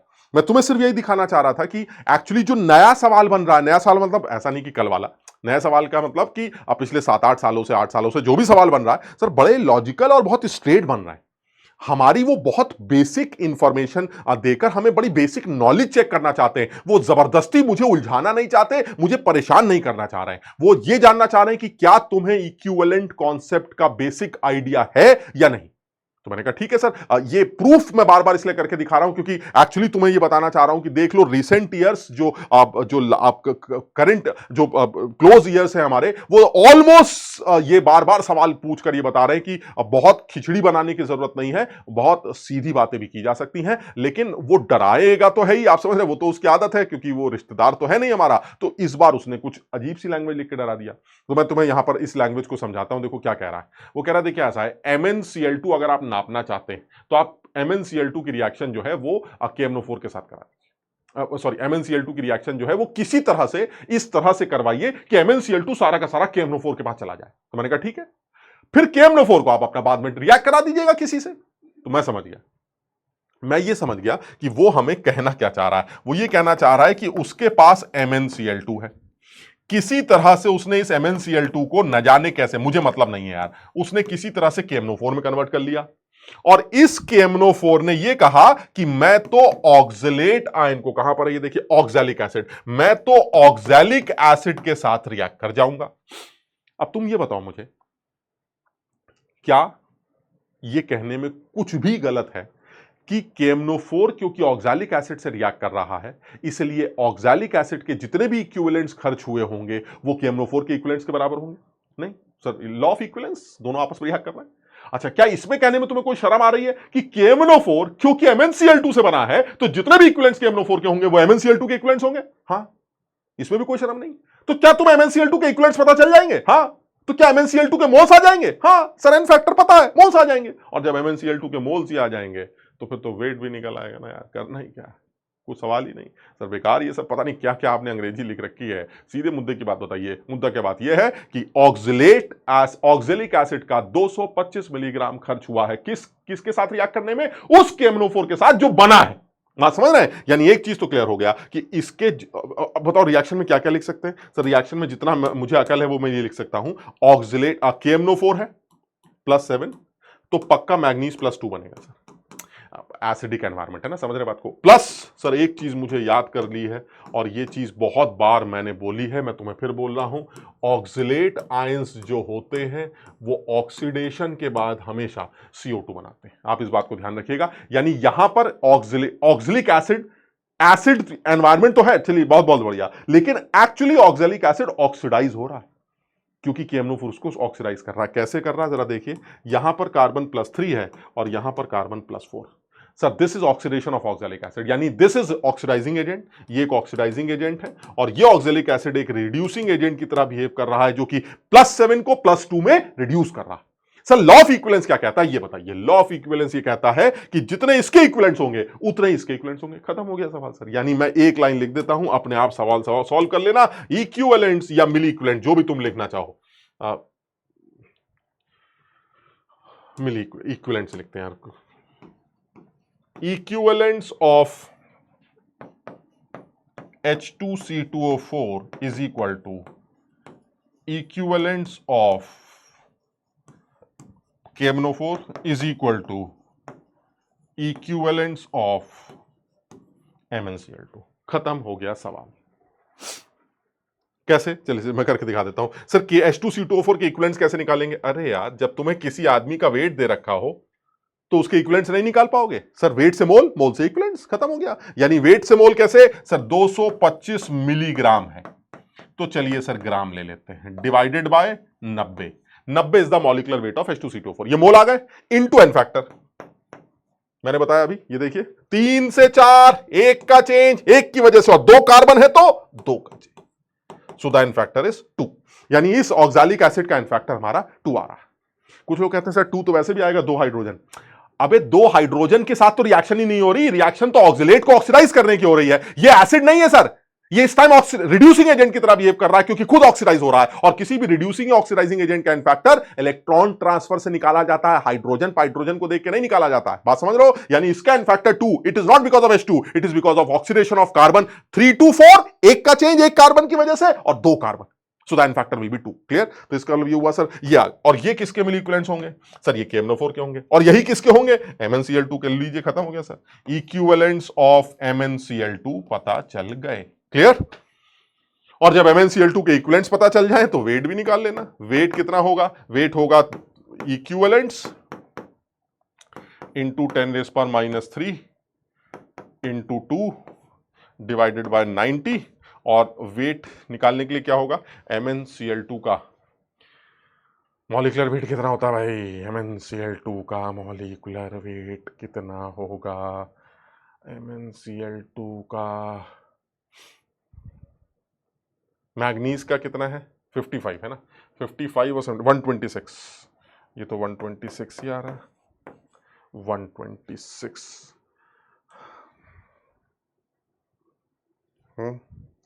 225 मिलीग्राम था, सही है। मोल्स आ गए, सही है। मोल्स के बाद MnCl2 के भी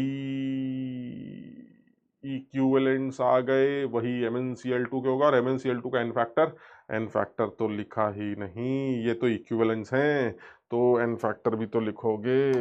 ये और थोड़ा सा सही कर लेते हैं पहले ना, ये जो 2 से मल्टीप्लाई किया है ये वाला, इससे इक्विवेलेंट्स ऑफ MnCl2 आ गया है ना, तो यहाँ से अब मैं पहले मोल्स निकालता हूँ, वेट नहीं निकालता, पहले मोल्स निकालता हूँ, यानी ये मोल्स इक्विवेलेंट्स तो आ गए, मोल्स कैसे निकलेंगे, एन फैक्टर से डिवाइड करके, याद है ना, इक्विवेलेंट्स अपॉन एन फैक्टर, और एन फैक्टर MnCl2 का कितना है सर, यहां मैग्नीज +2 है और यहां +7 है, तो कितना एन फैक्टर है, 5 का एन फैक्टर है 5 का, तो ये आ गए आपके मोल्स। तो वेट कितना आ जाएगा, वेट आ जाएगा 225 into 10⁻³ into 2 divided by 90 into 5, इसको सॉल्व करेंगे ये 0.126 ग्राम आ जाएगा, मिलीग्राम में लिखें तो 126 आ जाएगा। क्लियर,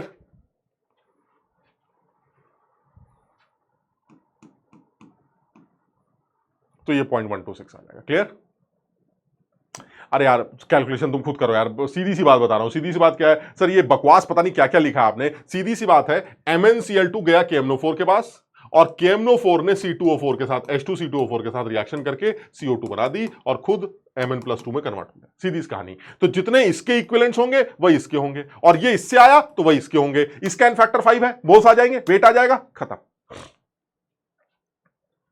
अब कहने के लिए सवाल लेंदी है, लेकिन सर कॉन्सेप्ट वही है, कॉन्सेप्ट वही है जो रिसेंट ईयर्स में यूज किया जा रहा है। तो बहुत संभावनाएं हैं कि 2024 के एडवांस के पेपर में आपको पक्का है कि इक्विवेलेंट कॉन्सेप्ट पर सवाल मिले, और वो बिल्कुल कुछ कुछ इन्हीं नॉर्मल सिचुएशंस को रिलेट करता हुआ, कि मैं तुमसे रिएक्ट करूंगा, तुम उससे रिएक्ट कर जाना, तुम्हारा प्रोडक्ट उससे कर जाएगा, बात समझ, बहुत स्ट्रेट फॉरवर्ड सवाल, बहुत साफ सवाल। ठीक है, चलिए और आगे बढ़ते हैं।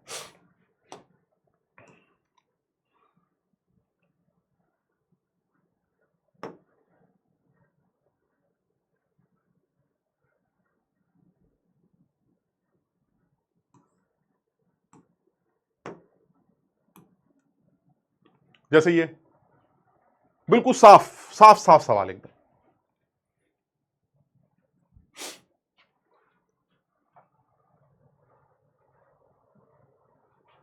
ये हमारा एक सोल्यूशन है जिसमें AN+ आयन और AN+ इतने मोल्स KMnO4 से रिएक्ट कर रहा है एसिडिक मीडियम में। तो हो क्या रहा है कि जो AN है, ये AN+ जो है, ये N+ ऊपर है, तो ये जो AN+ है ये AO3- में कन्वर्ट हो रहा है, यानी अल्टीमेटली अगर मैं इक्वेशन लिखूं तो क्या लिखूंगा, AN+, अरे AN+ वो MnO4- से रिएक्ट कर रहा है, माहौल कैसा भाई, एसिडिक, और एसिडिक माहौल में मैग्नीज का क्या होता है भाई, +2, और AN+ किस में जा रहा है, AO3-, ये रिएक्शन। दो लोग आपस में भिड़ रहे हैं, दोनों के इक्विवेलेंट्स इक्वेट कर दिए, खत्म हो गया, क्या करना है, क्या है, चलिए चेक करते हैं इक्विवेलेंट्स ऑफ, या मिली ले लो, जो भी मोल्स है ना, तो इक्विवेलेंट्स ले लेते हैं, equivalents of MnO4- is equal to equivalents of AN+। Clear, ये दोनों आपस में रिएक्ट कर रहे हैं। चलिए सर KMnO4 के इक्विवेलेंट्स बताइए कितने होंगे, कितने मोल है भाई, इतने मोल, मोल्स के बाद इक्विवेलेंट्स कैसे निकलते हैं, एन फैक्टर से मल्टीप्लाई करके, तो 1.61 इंटू 10⁻³ इंटू एन फैक्टर 5, मैं बार बार नहीं बताऊंगा, आपने आप समझ लेना, n factor 5, clear, is equal to, इसके इक्विवेलेंट्स कैसे निकलेंगे सर, इसके मोल्स भी दे रखे, 2.68 इंटू 10⁻³ ये इसके मोल्स हो गए, इंटू एन फैक्टर, बताइए जरा AN+ का एन फैक्टर कितना है सर, AN+ का जो एन फैक्टर है वो कितना है, यहां एन है ऑक्सीडेशन स्टेट, और यहां कितनी है, यहां +5, देख रहे हो कितने का चेंज सर, यहां n वहां 5, तो 5 - n का चेंज, समझ रहे हो ना, ऑक्सीडाइज हो रहा है ना, तो वो वाली बड़ा नंबर होगा, तो 5 - n का चेंज एक की वजह से, और एक ही ए है, यानी चेंज कितने का होगा, 5 - n, and this is the n factor. समझो, सब लोग बहुत ध्यान से देखना, बहुत ज्यादा बच्चे गलत करके आते हैं, the n factor of this is 5 - n। समझो बात, कैसे पता चला सर, यहां n ऑक्सीडेशन स्टेट है, वहां 5, तो कितने का चेंज होगा, 5 - n, so the n factor is 5 - n। तो ये 5 - n इंटू मोल्स, ये 5 इंटू दिस, इसको सॉल्व कर लीजिए, सॉल्व करके एन की वैल्यू निकाल लीजिए, एन की वैल्यू 2 आ जाएगी। यानी यहां पर ए का जो ऑक्सीडेशन स्टेट था वो +2 था।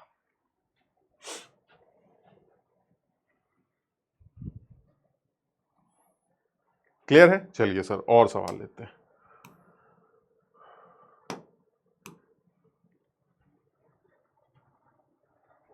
जैसे ये एक लंबा चौड़ा सा कुछ सवाल बनाया गया है, मैं सीधी सीधी मुद्दे की बात बताना चाह रहा हूं, और इसी वजह से ये सवाल भी बनाया। तुम इसको अपने आप भी सॉल्व करके देखना। मैं तुम्हें जो बताना चाह रहा हूं वो ये, जरा देखना, KX HY C2O4 whole Z, ये हमारा पास सॉल्ट, पानी वानी नहीं, मुद्दे की बात कर रहे हैं, ठीक।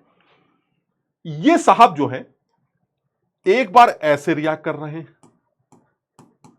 और एक बार ये साहब रिएक्ट कर रहे हैं ऐसे।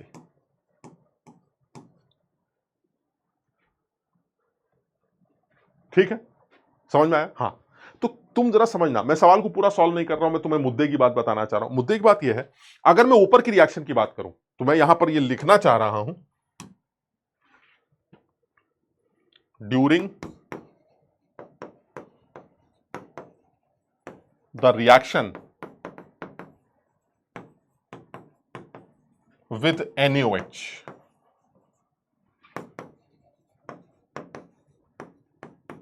बस यही मुद्दे की बात,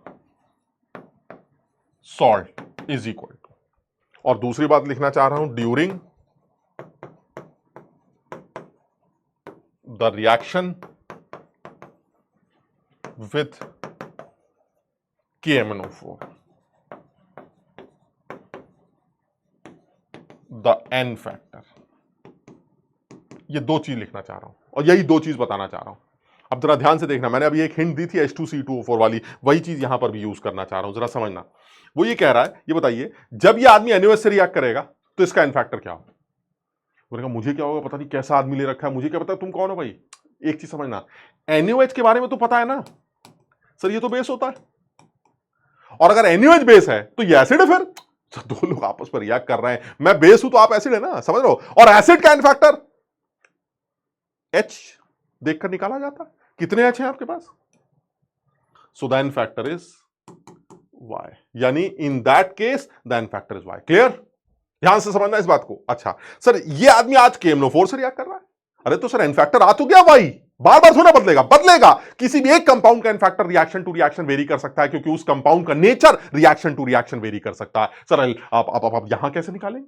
क्या ये बेस है? नहीं नहीं, ये बेस नहीं है सर, ये तो ऑक्सीडाइजिंग एजेंट। और अगर ये ऑक्सीडाइजिंग एजेंट है तो फिर ये क्या बना? सर ये तो रिड्यूसिंग एजेंट बन गया, और रिड्यूसिंग एजेंट का N फैक्टर H देख के नहीं, इलेक्ट्रॉन ट्रांसफर से निकाला जाता है। तो मैं तुम्हें यह बताना चाह रहा हूं कि इसी आदमी का N फैक्टर एक बार H देख के निकाला गया था, क्योंकि एसिड की तरह बिहेव कर रहा था इस रिएक्शन, और एक बार इसी का N फैक्टर इलेक्ट्रॉन ट्रांसफर से निकाला जाएगा, क्योंकि ये एक रिड्यूसिंग एजेंट की तरह बिहेव कर रहा है, क्योंकि ये ऑक्सीडाइजिंग एजेंट से रिएक्ट कर रहा है। लेकिन सर इलेक्ट्रॉन ट्रांसफर कितने होंगे मुझे क्या पता चलेगा? अकल लगाइए, सब पता चलेगा। कैसे? क्या तुम्हें याद है मैंने बताया था कि ऑक्सीडेशन जब होता है ऑक्सिलेट आयन का तो CO2 बनती है? हां सर मुझे याद। यहां पर कार्बन की ऑक्सीडेशन स्टेट अगर आप देखें तो +3, और यहां पर कार्बन की oxidation state +4। This is oxidation, बिल्कुल सही है सर। तो इसका मतलब KMnO4 ऑक्सीडाइज करेगा और इस ऑक्सिलेट आयन को किस में कन्वर्ट करेगा? CO2। चलिए सर अब बताइए N फैक्टर कितना है? यहां कार्बन +3 है, यहां कार्बन +4 है। कितने का चेंज है सर? 3 से 4, 1 का चेंज, एक कार्बन की वजह से। और कार्बन कितने हैं? 2Z, दिख रहा है 2Z, तो इसका मतलब 3 से 4, 1 का चेंज, एक कार्बन की वजह से, और 2Z कार्बन है, तो N फैक्टर कितना आ जाएगा भाई साहब? N फैक्टर 2Z आ जाएगा सर। खूबसूरत बात, समझिए बात को, N फैक्टर 2Z आ जाएगा। सब लोग इस बात को जरूर ध्यान रखेंगे, ये इंपॉर्टेंट है। क्लियर है? समझ में आई बात? यानी इस केस में इसका N फैक्टर कितना होना चाहिए? 2Z। अब आपको इस सवाल को यहां पर, इस बात को यहां यूज करना होगा। सवाल तभी हो पाएगा जब आप इन दोनों, तुम समझो ना बात को भाई। अब ये देखिए, मोल्स पर लीटर दे रखा है, ये आपको कंसंट्रेशन दे दी, वॉल्यूम दे रखा है, तो मोल्स आ जाएंगे, लेकिन N फैक्टर तो चाहिए होगा ना सॉल्ट का, तभी तो इक्विवेलेंट्स आएंगे ना। भाई समझ रहे हैं, यहां से आप मोल्स निकाल लीजिएगा, ग्राम पर लीटर को मोल्स पर लीटर में कन्वर्ट कर लीजिएगा मॉलिक्यूलर वेट रखकर एक्स वाई जेड के टर्म्स में, ठीक। यहां से आप इसके मोल्स निकाल लीजिएगा, मोल्स को एन फैक्टर मोलारिटी आ जाएगी, मोलारिटी को वॉल्यूम से मल्टीप्लाई करोगे तो मोल्स आ जाएंगे, लेकिन इक्विवेलेंस इक्वेट किए जाते हैं, इन दोनों के इक्विवेलेंस इक्वेट किए जाते हैं, तो इसके मोल्स अगर पता भी चल गए तो एन फैक्टर भी तो पता होना चाहिए। वो एन फैक्टर सर इस रिएक्शन में y है और इस रिएक्शन में 2z है, ये ध्यान रखना।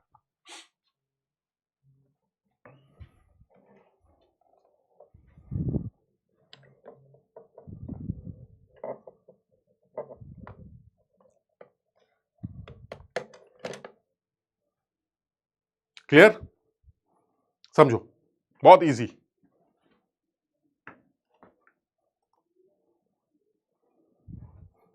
समझे भाई, है ना मजेदार।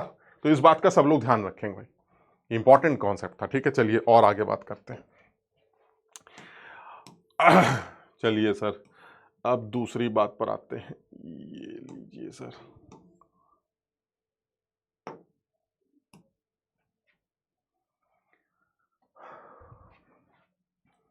ये जो कॉन्सेप्ट मैं लेकर आया हूं, ये एक ऐसा कॉन्सेप्ट है जिस पर जेई के एडवांस लेवल पर भी बहुत पहले एक सवाल बनाया गया था, जिसको बैक टाइट्रेशन कहते हैं। हालांकि नाम जबरदस्ती का है, ऐसा कुछ बैक वैक टाइट्रेशन नहीं है। बैक टाइट्रेशन क्यों कहते हैं मैं तुम्हें बताता हूं अभी। लेकिन फिर वही है कि बच्चों को ये दो तरह के टाइट्रेशन डराते तो हमेशा ही थे। एक डबल टाइट्रेशन जिसके बारे में अभी आज हम लोगों ने डिस्कशन की है, और एक बैक टाइट्रेशन। तो मैं बैक टाइट्रेशन के बारे में तुम्हें बताऊं, बैक टाइट्रेशन जनरली तब यूज किया जाता है जब आप किसी भी इंप्योर सॉलिड्स की प्योरिटी कैलकुलेट करते हैं। देखो समझो मेरी बात को, जैसे मान लीजिए मैं आपसे कहूं कि मेरे पास ये एक सॉलिड, ठीक, और मुझे इस सॉलिड के अंदर इस प्योरिटी की परसेंटेज बतानी। इस सॉलिड में प्योरिटी है और इंप्योरिटी, तो मान लीजिए मुझे प्योरिटी की परसेंटेज बतानी। तो होता क्या है कि जब भी कभी आपको यह पता चल जाए कि प्योरिटी कितनी है, तो आप फिर इसकी परसेंटेज निकाल सकते हैं।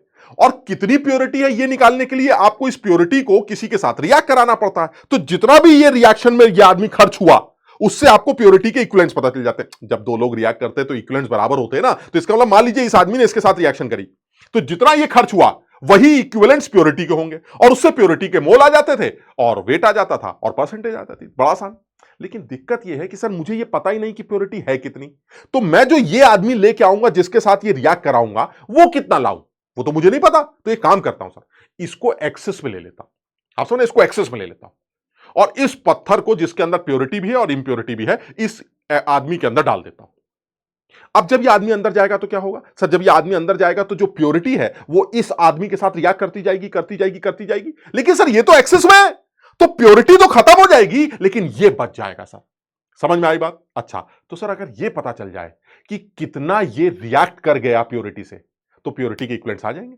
लेकिन अब ये कैसे पता चलेगा सर, ये तो एक्सेस में लिया गया था, जितना रिएक्ट करना कर गया, तो बच भी तो गया। इस बचे हुए को बैक टाइट्रेट किया जाता है किसी तीसरे आदमी के साथ, बस बात खत्म। तो तीसरा आदमी जितना भी कंज्यूम होगा वो इसका बचा हुआ इक्विवेलेंट्स होगा, इसका बचा हुआ इक्विवेलेंट्स इसके इनिशियल इक्विवेलेंट से माइनस कर दिया जाएगा, इसका कंज्यूम्ड इक्विवेलेंट पता चल जाएगा कौन सा, वो इस वाले से रिएक्ट करने वाला जो इससे रिएक्ट कर रहा है। समझ रहे हो मेरी बात को? यानी इससे रिएक्ट करने वाले आदमी के इक्विवेलेंट्स आपको इस बीच वाले के बैक टाइट्रेशन से पता चल जाते हैं। That is back titration. यानी बैक टाइट्रेशन का मतलब यह हुआ कि जो हमारा एक आदमी है वो एक्सेस में लिया गया है, वो कितना बचा इसको बैक टाइट्रेट करके पता कर लिया जाता, तो फिर वो कितना खर्च हुआ यह पता चल जाता। और उसका खर्चा क्योंकि प्योरिटी से रिएक्शन के दौरान हो रहा है, तो वही प्योरिटी के इक्विवेलेंट्स होते थे और उसी से प्योरिटी के मोल्स, वेट और परसेंटेज निकाल ली जाती। समझ में आया? मैं तुम्हें इस सवाल से इस बात को समझाने की कोशिश करता हूं, जरा समझना। ये एक पत्थर है 0.506 ग्राम सैंपल, जिसमें प्योरिटी है बेरियम थायोसाइनाइड की, BSCN होल ट्वाइस। वो बाद में यही जानना चाहता है कि what is the percentage of BSCN whole twice in the sample, that is purity of BSCN। ठीक, बहरहाल करना क्या है सर, करना यह है, मैं इसको यहां पर समझाता हूं। करना यह है कि ये मेरे पास एक पत्थर है, इस पत्थर में ये प्योरिटी है मान लेते हैं, और ये मान लीजिए इम्प्योरिटी। एक प्योरिटी एक इंप्योरिटी, ठीक। जो प्योरिटी है उसका नाम क्या है, जो प्योरिटी है उसका नाम है BASCN होल ट्वाइस। ठीक, करा क्या है उसने, उसने कहा है कि इस पत्थर को मैं इस डब्बे में डाल दूंगा, इस पत्थर को मैं इस डब्बे में डाल दूंगा। ये डब्बा है, तो मैंने कहा इस डब्बे में कौन है, वो कह रहा है इस डब्बे में KI का सोल्यूशन, सॉरी आयोडीन का सोल्यूशन, I2 सोल्यूशन। ठीक, तो मैंने कहा कितना आयोडीन का सोल्यूशन है, वो कह रहा है कि एक्सेस में है इतना, एक्सेस में लिया गया ये इतना। तो मैंने कहा ठीक है, तो इसका मतलब ये कि प्योरिटी के इक्विवेलेंट्स इतने के बराबर होंगे। कह रहा नहीं नहीं ये एक्सेस में है, कितना रिएक्ट कर रहा है ये नहीं पता मुझे। ठीक, तो मैंने करा क्या, इसको इसके अंदर डाल दिया। अब जब आप इसको इसके अंदर डालेंगे तो क्या होगा सर, क्या क्या होगा, जितना रिएक्ट करना करता जाएगा सर। ये इतना सारा आपने लिया है, मान लीजिए इतना जो है वो रिएक्ट कर गया, ये इतना खत्म हो गया, लेकिन सर इतना बच गया, ये बच गया सर। अब कितना बच गया सर मुझे क्या पता चलेगा, उसके लिए मैंने तीसरा आदमी ले लिया, ये मेरा तीसरा आदमी। और इस तीसरे आदमी में कौन पड़ा हुआ है, इस तीसरे आदमी में पड़ा हुआ है मेरा वो आदमी जिसको आप बोलते हैं सोडियम थायोसल्फेट। यानी ये पड़ा है मेरा तीसरा आदमी जो कि है Na2H2O3 सॉल्यूशन, जिसको हाइपो सॉल्यूशन भी कहते हैं। This is hypo. क्लियर। अब अगर मैं ये कहूं कि इस बचे हुए को इसके साथ रिएक्ट करा दिया, और ये कितना खर्च हुआ इस रिएक्शन में ये मुझे पता है, बात समझ रहे हैं, ये बचा हुआ आदमी इससे रिएक्ट कर रहा है, तो किससे किससे रिएक्ट कर रहा है, उससे जो बच गया। भाई जो खर्च हो गया वो हो गया सर, ये खर्च हो चुका है किसके साथ रिएक्ट करने में, इसके साथ रिएक्ट करने में। तो जो बच गया वो कितना है, वो इससे पता चल जाएगा। यानी जितने इसके इक्विवेलेंट्स खर्च हुए इसके साथ रिएक्ट करने में, वही इसके बचे हुए इक्विवेलेंट्स होंगे। इसके टोटल आपको पता है, बचे हुए इसने बता दिए, दोनों माइनस कर देते हैं तो वो आपको पता चल जाएगा जो इससे रिएक्ट कर रहा है, वहीं से आपका आंसर आ जाएगा। क्लियर है। चलिए हम करके देखते हैं जरा फटाफट। यानी सबसे पहले क्या करना होगा, सबसे पहले करना होगा initial milli equivalents of I2 solution कितने हैं, 50 ml इंटू 0.1 यानी 5 मिली इक्विवेलेंट्स। क्लियर। जितना रिएक्ट करना कर जाएगा। अब जो बच गया उसके कैसे निकल के आएंगे, I2 के, वो बचे हुए निकल के आएंगे हाइपो सॉल्यूशन से। तो मिली equivalents of hypo is equal to milli equivalents of left I2 solution। बताओ समझे बात को, कितने हैं हाइपो के, कितने होंगे सर, हाइपो के हैं 20 इंटू 0.1, 20 इंटू 0.1। अगर तुम्हें याद हो तो मैंने बताया था हाइपो का इनफैक्टर 1 होता है, और मैं इस रिएक्शन को फिर बार बार बोल रहा हूं, इस रिएक्शन को सब लोग याद जरूर करें।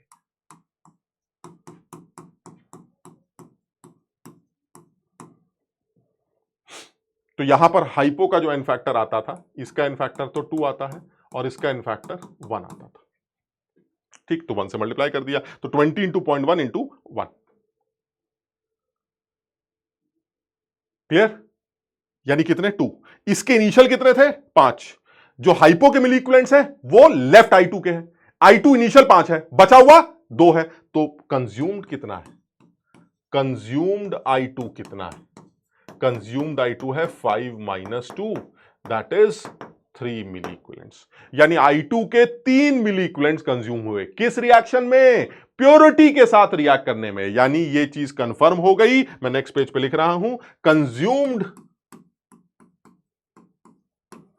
मिली equivalents of hypo they are equal to milli equivalents of purity that is BaSCN whole twice.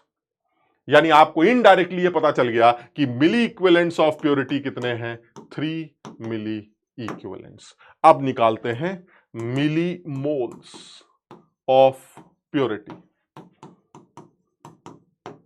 BaSCN whole twice की मिली मोल्स निकालते हैं। क्या तरीका है सर, जब मिली इक्विवेलेंट्स पता चल जाए तो मिली मोल्स निकालने के लिए क्या करना होता है, मिली इक्विवेलेंट्स जब पता हो तो मिली मोल्स निकालने के लिए एन फैक्टर से डिवाइड करना पड़ता है, और इसका एन फैक्टर है 12। यही इस सवाल की जान है। क्या कि सर आपने BaSCN होल ट्वाइस का एन फैक्टर कैसे निकाला। देखो मैं तुम्हें निकाल के दिखाता हूं। सवाल में यह बोला गया था कि जो हमारा थायोसाइनाइड है ये ऑक्सीडाइज होने के बाद सल्फेट में कन्वर्ट हो रहा है और साइनाइड में कन्वर्ट हो रहा है, यह सवाल में बोला गया है। ये देख लीजिए कि जो हमारा ऑक्सीडेशन प्रोडक्ट है वो ऑक्सीडेशन प्रोडक्ट SCN माइनस का वो क्या क्या है, सल्फेट एंड साइनाइड, ये इसका ऑक्सीडेशन का प्रोडक्ट।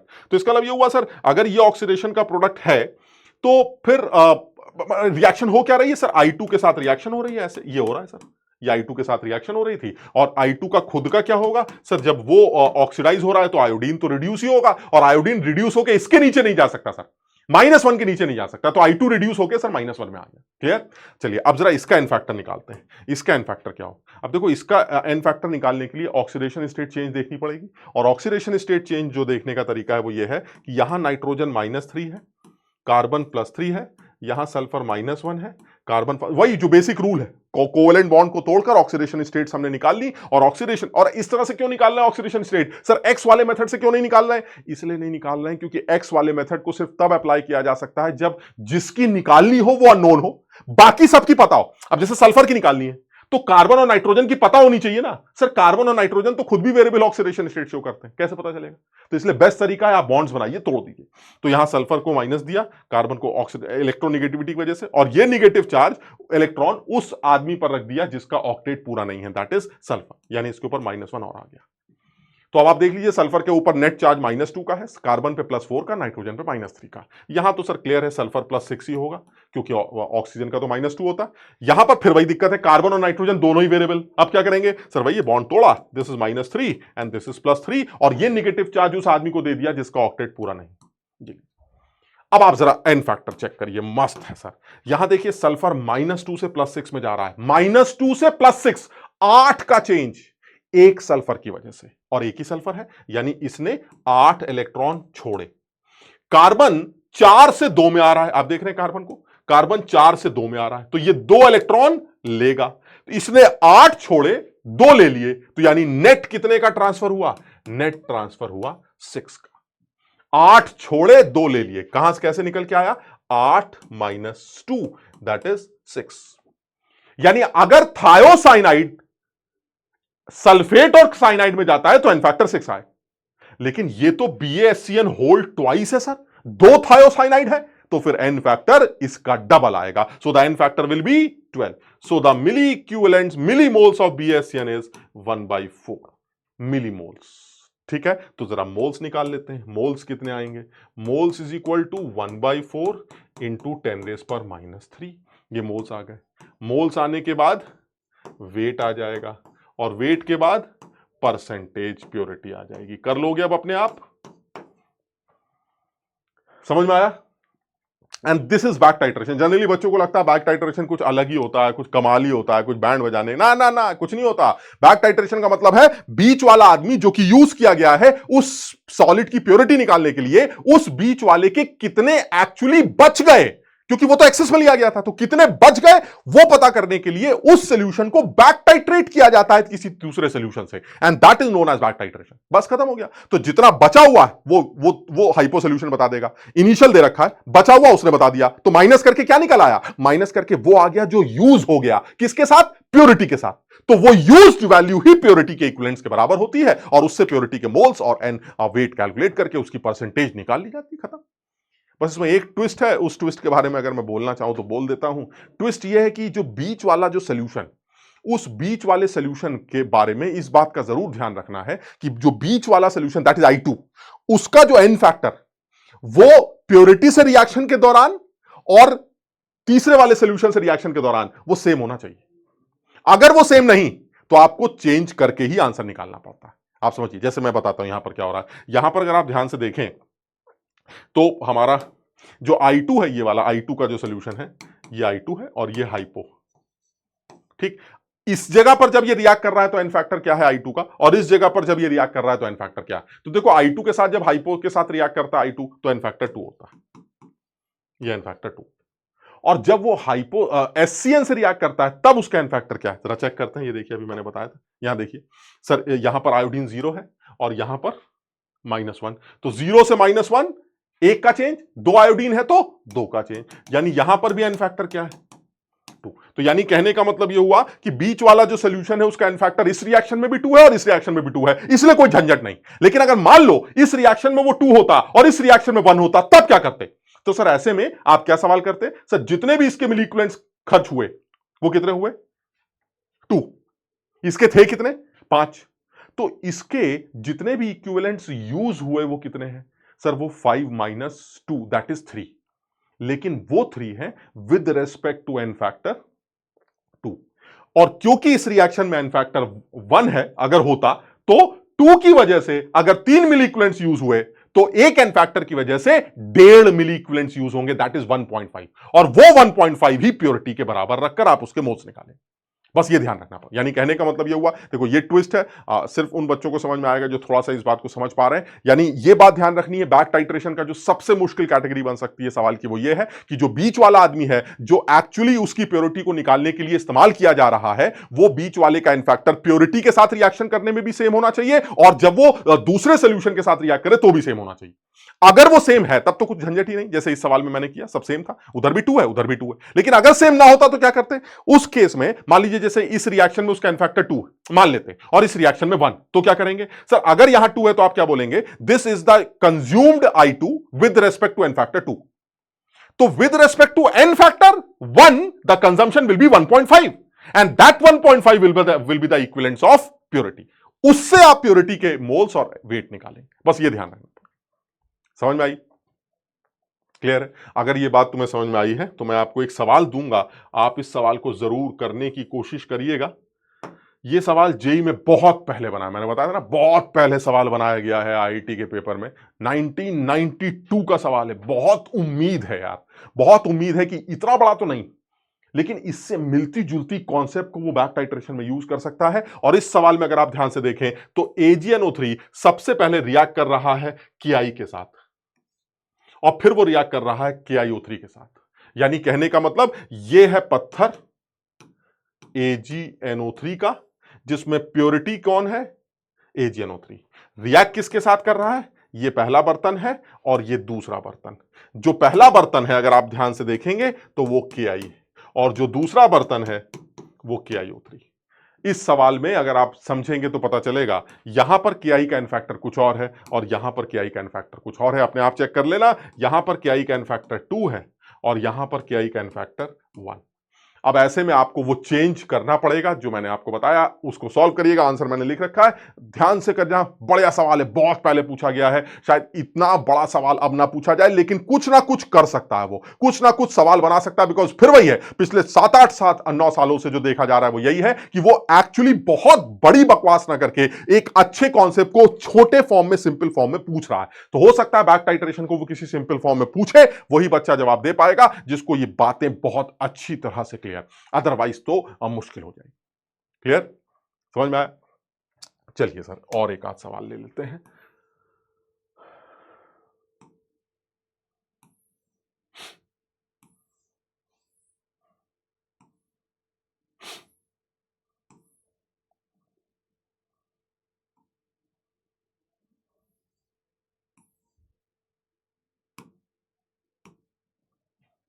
ये देखिए,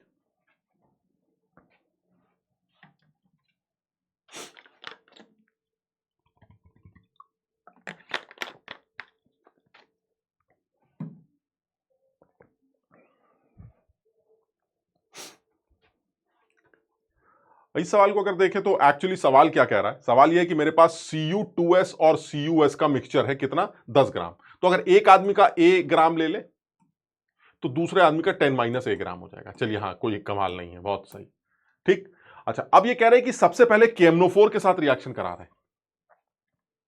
तो तुम्हें सबसे पहले तो ये सोचना है KMnO4 के साथ रिएक्शन करा रहे हैं किसकी? तो आप रिएक्शन करा रहे हैं, एक तो Cu2S है और एक CuS है, और ये आदमी एसिडिक एनवायरनमेंट में KMnO4 से रिएक्ट कर रहा है। आप बता सकते हैं क्या क्या बनेगा? हाँ सर, मैं बिल्कुल बता सकता हूं, क्योंकि एसिडिक एनवायरनमेंट है तो मैग्नीज +2 तो बनेगा ही बनेगा। दूसरी बात सर, ये भी मुझे पता है कि ऑक्सीडेशन है तो जो कॉपर का +1 है वो ऑक्सीडाइज होकर +2 में तो जरूर जाएगा, ये भी मुझे पता है। और सर मुझे एक बात और पता है कि SO2 बन रही है, क्योंकि सवाल कह रहा है। इसमें ज्यादातर बच्चे जो बेवकूफी करते हैं, मैं तुम्हें वो बता देता हूं। बेवकूफी वो ये करते हैं कि Cu2S ही सिर्फ KMnO4 से रिएक्ट करेगा, क्योंकि उनको यह लगता है कि Cu2S में ही कार्बन ऐसा है, कॉपर ऐसा है जो ऑक्सीडाइज हो सकता है। Cu2S का कॉपर तो +2 में है जो कि ऑक्सीडाइज नहीं होगा, तो ऑब्वियसली कॉपर अगर +1 में है तो वही ऑक्सीडाइज होगा। तो KMnO4 जितना भी खर्च हो रहा है वो किससे रिएक्ट कर रहा है? इसके साथ ना। कॉपर भले ही मेरा ऑक्सीडाइज ना हो क्योंकि +2 है, लेकिन सल्फर मेरा ऑक्सीडाइज होगा। अगर आप ध्यान से देखें तो यहां सल्फर -2 है, यहां भी सल्फर -2 है, लेकिन यहां सल्फर +4। तो ये जो -2 का सल्फर है ये +4 में आ रहा है ऑक्सीडेशन। किसने किया? KMnO4 में। और यहां पर +1 भी +2 में जा रहा है ऑक्सीडेशन, और -2 भी ऑक्सीडाइज होकर +6 में +4 में जा रहा है। सर यहां दोनों लोग ऑक्सीडाइज हो रहे हैं, तो यहां पर अगर आप एन फैक्टर निकालना चाहें तो कितना हो जाएगा? सर यहां पर एन फैक्टर 8, और यहां पर अगर आप एन फैक्टर निकालना चाहें तो 6 हो जाएगा। और KMnO4 का एन फैक्टर तो दुनिया जानती है, एसिडिक एनवायरमेंट में 5 होता है।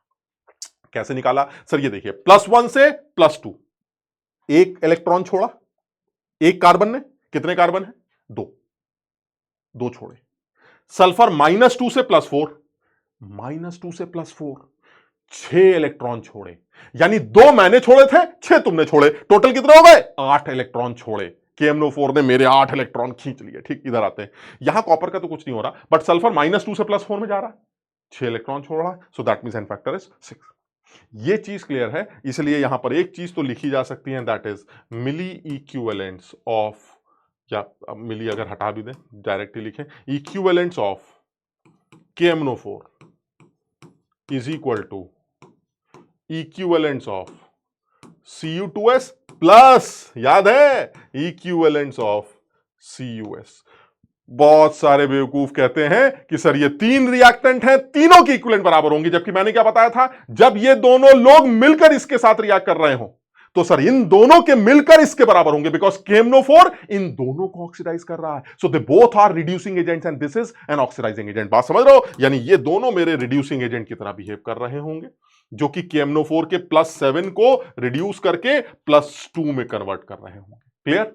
यानी ये मेरे रिड्यूसिंग एजेंट है और ये अकेले मेरा ऑक्सीडाइजिंग एजेंट है, और रिड्यूसिंग एजेंट के इक्विवेलेंट्स का सम ऑक्सीडाइजिंग एजेंट्स के इक्विवेलेंट्स के बराबर होता है, इसलिए दोनों के इक्विवेलेंट्स का सम वो इससे इक्वेट किया जाएगा। ये कॉन्सेप्ट है जो इस सवाल में यूज किया जाएगा। सॉल्व करना आसान सा सवाल है, और इस बार भी देखो क्या हो रहा है कि KMnO4 एक्सेस में लिया गया। आप देख रहे हैं ये KMnO4 कितना है? KMnO4 400 × 0.4 मोल। ये KMnO4, जो KMnO4 बच गया उसको कहां से पता किया गया? उसको यहां से पता किया गया। यानी जितने इसके इक्विवेलेंट्स होंगे वो बचे हुए KMnO4 के बराबर होंगे। इनिशियल में से माइनस कर देंगे, माइनस करते ही आपको वो KMnO4 पता चल जाएगा जो यूज हो रहा है इन दोनों को ऑक्सीडाइज करने में। वो KMnO4 यहां रखा जाएगा। मेरी बात सब लोग समझ रहे हैं? यानी कौन सा KMnO4 यहां रखा जाएगा? 400 × 0.4 में रख के दिखाता हूं, 400 × 0.4 × 5, ये तो हो गया टोटल।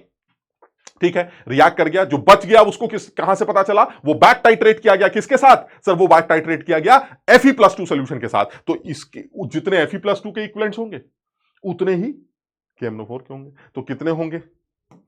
वो होंगे 200 × 1 × 1,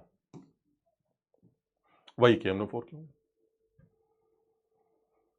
भाई Fe+2 के साथ जब KMnO4 रिएक्ट करेगा तो क्या होगा? Fe+2 के साथ रिएक्ट करेगा तो +3 बनेगा ना, तो इसका एन फैक्टर तो 1 ही होगा। तो इसके इक्विवेलेंट्स कैसे निकालोगे? इसके इक्विवेलेंट्स आएंगे 200 × 1 × 1, 200 × 1 × 1। क्लियर? और ये किसके बराबर होने चाहिए? ये बराबर होने चाहिए Cu2s के इक्विवेलेंट्स। Cu2s के इक्विवेलेंट्स, Cu2s के इक्विवेलेंट्स कितने होंगे? मोल्स। मोल्स कितने हैं? A/ molar mass of Cu2s into n factor plus 10 - A/ molar mass of CuS into 6। Sir ये आपके सामने एक इक्वेशन है, मस्त सॉल्व कर लीजिए। ये देखो, ये मिली मिली है भाई, इसको 1000 से डिवाइड कर लेना तब ये इक्विवेलेंट्स बनेंगे। एक बार चेक कर लेना, है ना? ये तरीका क्लियर है? तो मैं ये बताना चाह रहा हूं, देखो तो थोड़ा सा कॉन्सेप्ट तो आसान ही है, कुछ 4-5 सवाल और भी हैं, इनको भी आप प्रैक्टिस कर लेना। लेकिन बाकी अब सब तुम्हारे सिंपल सवाल हैं, कुछ सवाल और भी करने को मिलेंगे तुम्हें, तो ये सिंपल सवाल होंगे। मेरा सजेशन यही है कि एक बार इस लेक्चर को बहुत तसल्ली से समझोगे। आप सवाल तो देखो बहुत सारे करने के लिए हैं, बहुत सारे कराए भी जा सकते हैं, बट अगर बहुत तसल्ली से समझोगे तो तुम्हें ये पूरा कॉन्सेप्ट समझ में आ जाएगा। बिकॉज मैंने कोशिश की है कि डिफरेंट कैटेगरीज के सवालों को यूज करके आप हर तरह के सवाल कर पाए। तो कहीं हो सकता है जल्दबाजी में मुझसे कोई एरर वगैरह, कैलकुलेशन एरर वगैरह हो गई तो तुम एक बार चेक कर लेना, बट मुझे ऐसा लगता है कि बहुत स्ट्रेट चैप्टर है और बहुत खूबसूरत चैप्टर है, और फिजिकल केमिस्ट्री के मुश्किल, सबसे मुश्किल चैप्टर्स में काउंट किया जाता है, क्योंकि बच्चों को एक्चुअली ऐसा लगता है कि भाई ये हो क्या रहा है, कभी कुछ कर देते, कभी कुछ कर देते, और जबकि मेरा मानना यह है कि अगर किसी बच्चे को एन फैक्टर्स निकालने आते हैं और उसको लॉ ऑफ इक्विवेलेंस का कॉन्सेप्ट क्लियर है, तो वो किसी भी तरह के सवाल को कर सकता है। ठीक है, बहरहाल तो आज इतना ही करते हैं, फिर मुलाकात करेंगे। Thank you so much. कोशिश करिए आप करते हैं, है ना, और एडवांस के लेक्चर्स हैं, एडवांस के टॉपिक्स हैं, आप कहने के लिए आप ये सारी चीजें ऑलरेडी आप कर चुके हो, है ना, ऐसा कुछ नया नहीं है। ये सारी चीजें क्लास में भी तुम लोग करते हो, तो क्लास में भी कराई गई हैं, तो एक बार रिवाइज करो अच्छी तरह से। मुझे लगता है कि आप, क्योंकि और ये ट्रेंड देखा गया, इसलिए मैं तुमको बता रहा हूं कि सवाल बड़े चौड़े, लंबे चौड़े हो सकते थे, जो पूछे भी गए, ऐसा नहीं। जैसे अभी तुमने देखा AGNO3 वाला मैंने दिखाया सवाल, पूछा गया बहुत पहले 92 में, बट इधर जो रिसेंट 8-10 सालों के सवाल देख रहे हैं, वो बहुत गंदे सवाल नहीं है, बड़े हो सकते हैं बट वो गंदे नहीं है, वो पर्टिकुलर कॉन्सेप्ट को सीधे सीधे हिट करते हैं। तो जो बच्चा थोड़ा भी समझ जाएगा चीजों को, मुझे लगता है वो सवाल को कर ले। ठीक है ना, तो चलिए आज इतना ही करते हैं, फिर मुलाकात करेंगे। Thank you so much.